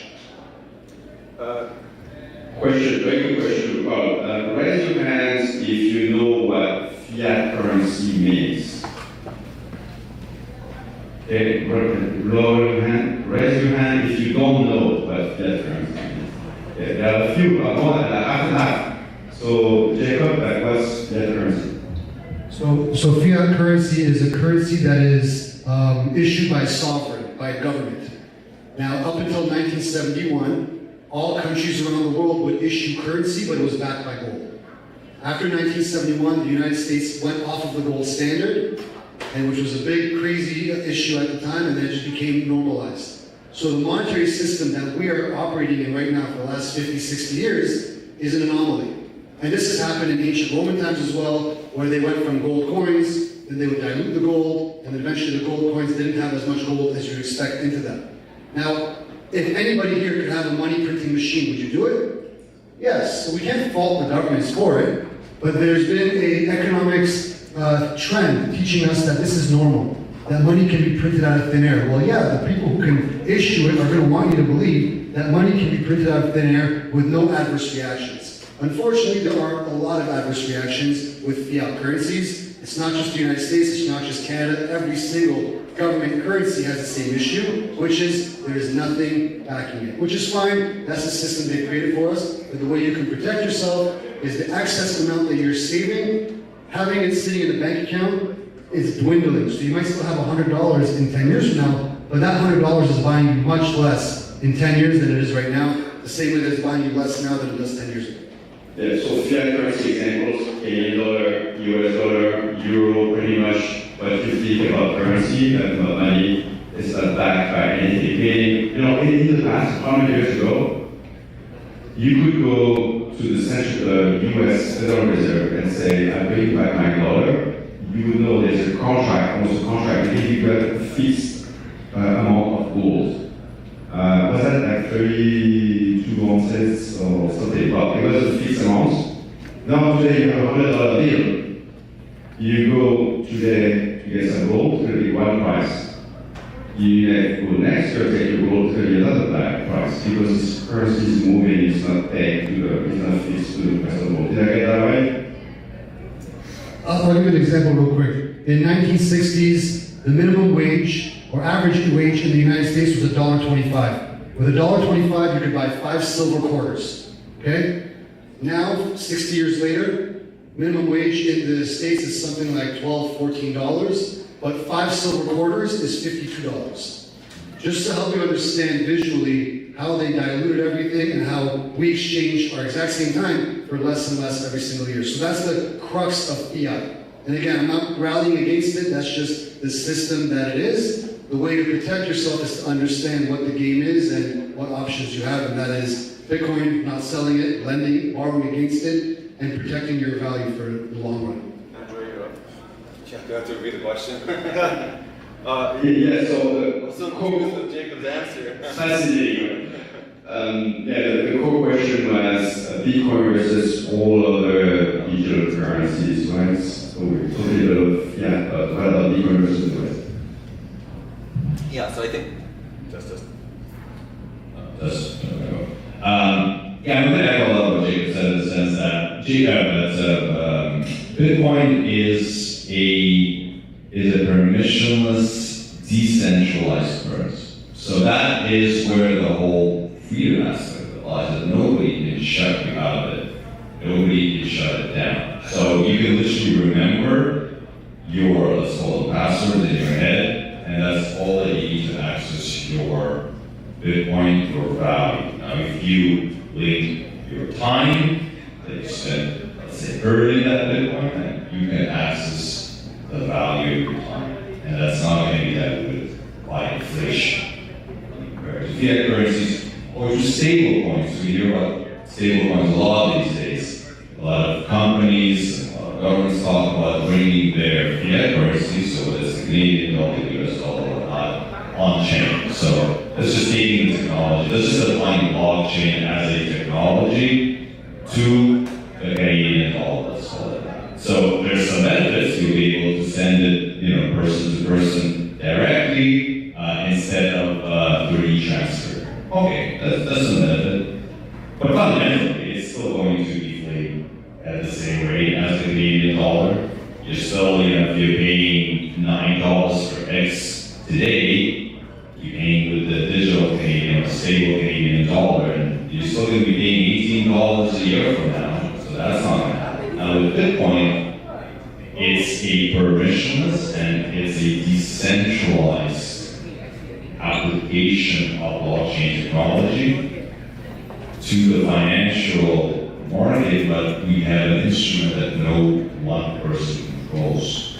Because no one person controls it, because there's a limited finite amount, it is protected from inflation. That doesn't mean that it doesn't go up and down in value, because we live in a free market economy, supply and demand, but there's nobody that's going to be able to print more of it. So if you've earned and you've amassed, whether it's 1 Bitcoin or 100 of a Bitcoin, nobody's going to now go and be able to print twice as many Bitcoin, and all that time you spend amassing that Bitcoin is going to be devalued too. That can't happen. And that is the biggest differentiation between Bitcoin and stablecoins, or Bitcoin and other cryptocurrencies that have corporations behind them, or startups behind them, or governments behind them, that can always be shut down, can always be shut off, can always be controlled. The true freedom in Bitcoin is the fact that it can't be shut down and it can't be controlled. Really. Yeah, like that. I always like to remind and remember that time where the Bitcoin was launched. It was during the 2008 crisis, and the trust in banks went boom to the ground, right, and even lower. So very casually at the time, somebody came up with this idea that, hey, we don't need banks. I can send you money. So right now, if we used to send a check or used to send the app, all that's the money that goes to a check or the app goes to the bank for clearing. There's a banking detail. The technique, the magic behind Bitcoin is that I don't need that. I can just send money to an address on the internet, and somehow the computer software and code clears it up and just gives you so very magic. And I want to highlight what Andre said. Bitcoin is freedom. It's freedom for so many different things. The same way the internet is freedom. Nobody can prevent you from accessing the internet, and the internet allows you to communicate around the globe. Nobody can prevent you from receiving Bitcoin, from sending Bitcoin, from holding Bitcoin. There is no third party. There are rules on the Bitcoin protocol, but there are rules that every single one of us here must abide by. But there are no rulers. There is no admin that says you can have Bitcoin, but you can't, and you're going to get shut down. That doesn't exist. It's a global, permissionless ledger that you can communicate and send money to. The remittance world, eventually, as they get more comfortable with Bitcoin, is going to eat up stablecoins and tokenization as well. But right now, you can send Bitcoin from here to Africa, to Australia, to Russia, and there's no middle person saying, no, hold on, wait a minute. What's going on here? With e-transfer, if you try to send more than $2,000, $3,000, they put a hold on your money. If you try to send wires, it's going to take you 3 to 5 business days. In today's market, it's 2026, everything is instantaneous. Meanwhile, wires still take 3 business days. Why? Because there's a middle person that's adding a friction. Bitcoin removes all of that. And while doing that, it's going to allow you to save and store your value for longer. Not only is that the person adding friction, but they are charging a fee. And that's another big thing. I mean, that's why you have so much pushback from, especially Canadian big banks, is, they have a good thing going right now. We pay a lot of money in fees annually. And here you have this technology that's really cutting out the middleman. In that sort of relationship, and the fees go with it. Now, who benefits? We benefit. Because we're the ones paying those fees at the end of the day. So if you're not paying, or you're paying much less, well, it's the financial sense to move, right? So I'd love to see some hands in the room raising up, asking for questions. Yes, please, lady at the back. Yes. So I don't know anything about Bitcoin. So a couple of questions. When the happens something says you can borrow against it, is it dollar to dollar? And if that person doesn't pay you back, you take all their Bitcoin? Just like question. Yeah, That's a great question. These might sound a little late, that's why we're all like, hello. That's a great question. So the way it works is, when I say you borrow against your Bitcoin, so these are over collateralized now, so much like a mortgage with a bank. So, for example, if you have $100,000, or it's just an example, $100,000 of Bitcoin, we'll advance you up to $60,000 of loan. And so you can take a loan with us from anywhere from 3 months to 5 years in length.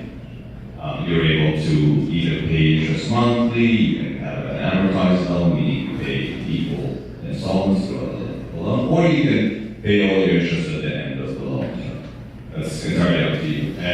But fundamentally what happens is we track the value of that Bitcoin, because there's no credit checks, there's no like, we don't do any work employment income, none of that.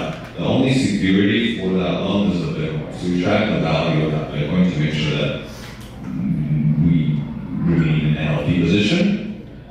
If the value of the Bitcoin goes up, it's amazing, you can pull more money, it functions like a line of credit.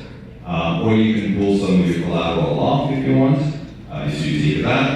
If the value of the Bitcoin drops, eventually we start notifying you, start saying, hey, listen, the value of your collateral is approaching the value of your loan. You might want to send a little bit more, or maybe that's some of your loan back.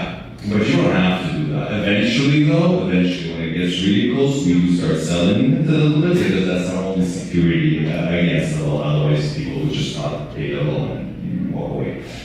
So that's how we protect ourselves. But we give a lot of room, so I mean, we give up to $60,000. Like I mentioned in my example, in your Bitcoin would have to fall, in my example, from 100,000 all the way down to basically $66,000 in value. So you have to almost go in half before you have to actually do anything.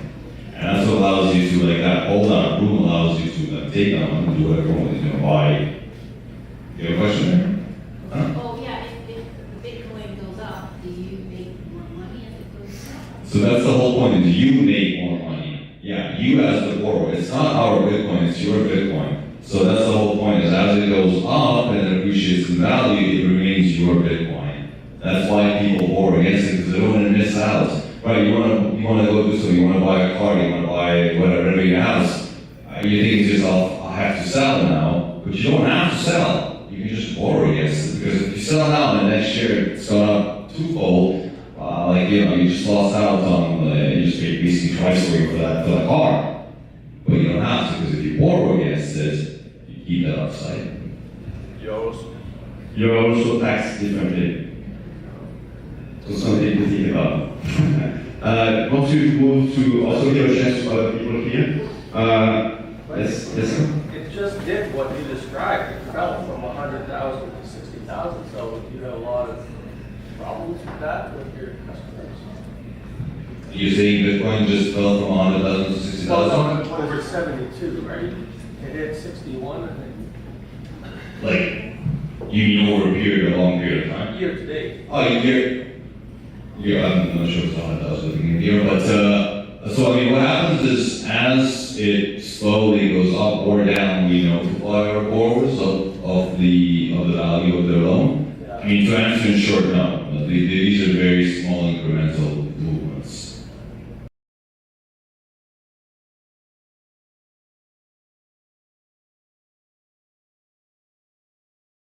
It fell 40%. I belong with them. Yeah.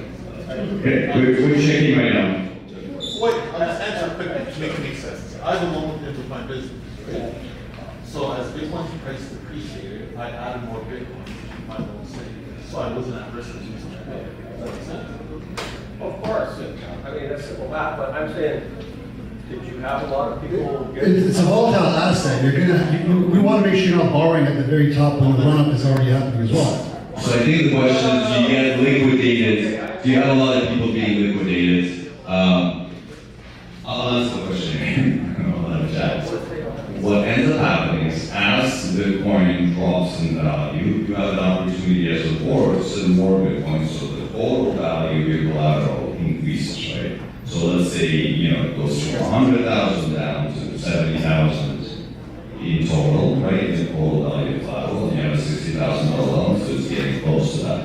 Well, you can send another, $30,000 worth of Bitcoin, and now you're back up to 100,000. And so what a lot of our users do, a lot of our borrowers do is, they do exactly that. They just send us a little bit more Bitcoin so the total value of that collateral goes all the way up.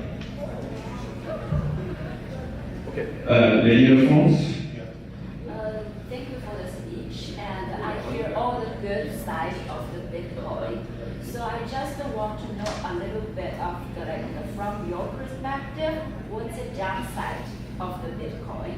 And towards the individual investors, what kind of advice you'll give to what kind of risk control, or even if you have your portfolio, what kind of percentage is it's a sweet spot to put in your portfolio? Thank you. Okay, I'll get the first part, which is the bad side of Bitcoin. There's nobody to help you. There's no 1-800 number to call if you lose your secret key phrase, if you lose the words, if somebody hacks you. So security, at the end of the day, freedom has a cost, which is the freedom that you have to make sure that you're owning up to what you got to do. So there's a steep education curve to do so. So you want to make sure that you're comfortable with it, you're learning. But these days, there's a lot more resources out there than when people that got in 10 years ago. These days, you've got ChatGPT and Claude that will actually help you and answer your questions and things of that nature. But to make sure that you're utilizing it properly. Protecting digital asset is a very weird concept because you're just protecting words. So there's no binary answer of all right, doing this setup is secure. The security setup for $1,000 is different than a security setup for $100,000, and very different than a security setup for $1 billion. There's different layers, and it's not binary. It's just layers of security that you've got to utilize. Now, regarding the sweet spot of investment, that comes down to your comfort level, your education on the asset, your risk tolerance. It's still a volatile asset. It's still going to go up and down. So what I tell people is don't put the money in that you're going to need for next month's rent.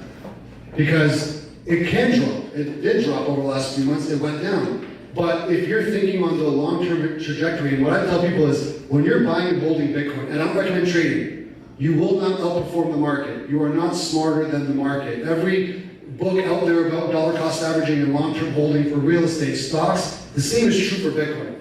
Long-term dollar cost average, don't try and time the market.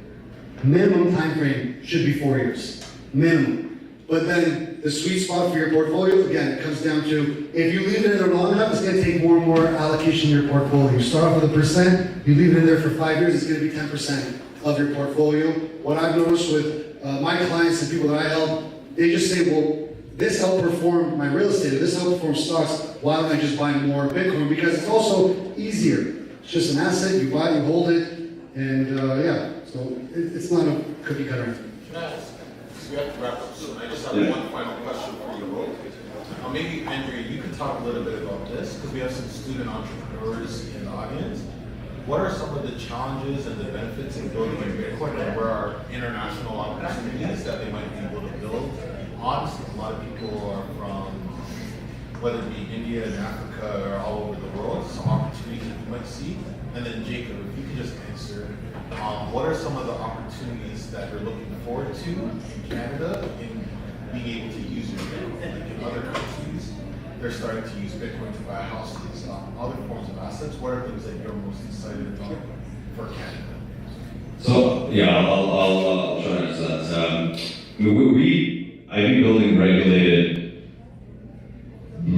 blockchain crypto businesses in Canada for the last 10 years, and Canada has a very rigorous regulatory regime, probably one of the most rigorous in the world. So I hate to say don't build in Canada because that would come on countries the way I do myself, but it's definitely not easy. Now there's opportunities. There's modes that are created by our regulators that that allow us to build successful businesses. I think crypto is a very nascent industry still. We've only been around for about 15 years now.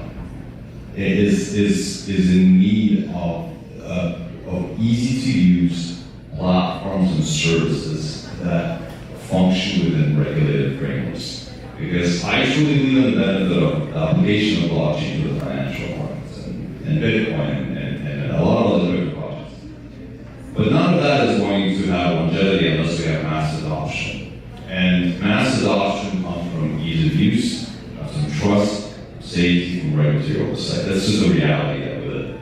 And so, for me, being able to build out technology that caters to that demand is really where the opportunity lies. And that can happen in countries with low adoption rate because there's a lot of opportunity still, but it can also happen in countries with a lot of adoption because you have bigger markets. You have a big market, you have a good product that there's a market fit, you make money a lot faster in that sense. So we see a lot of, like I said, there's a lot of demand in Latin America. There's a lot of demand out of Asia. There's, obviously, the US right now is really pushing forward with a lot of pro-crypto regulatory changes and regime. That's propelling, that's advancing the whole industry globally.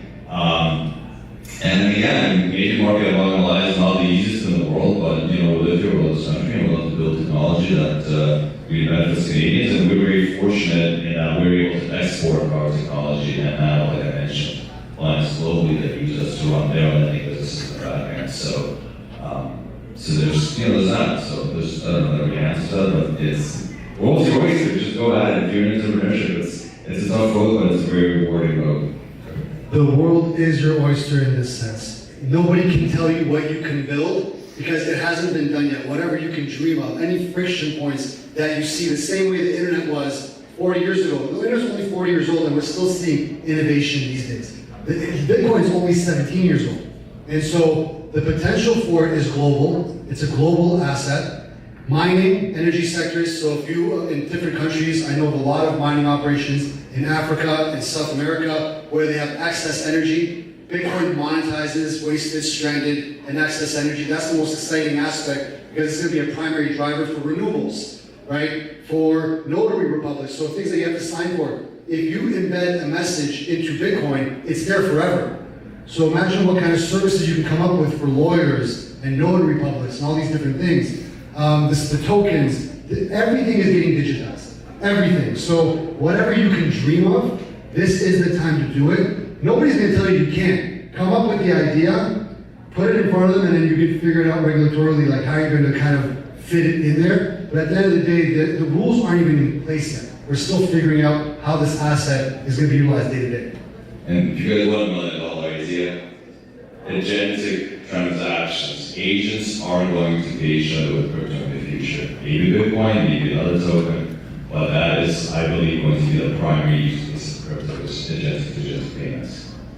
AI and blockchain together.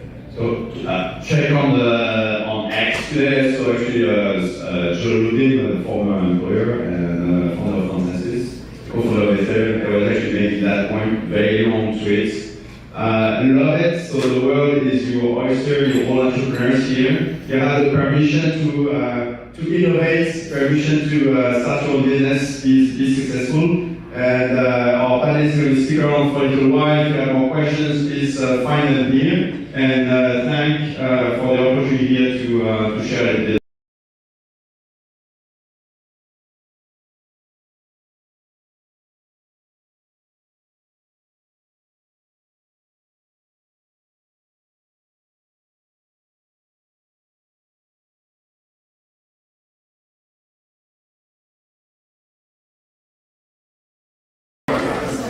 As we begin to wrap up today's program, we're now moving into closing remarks. Please welcome Swarna Bapchisani.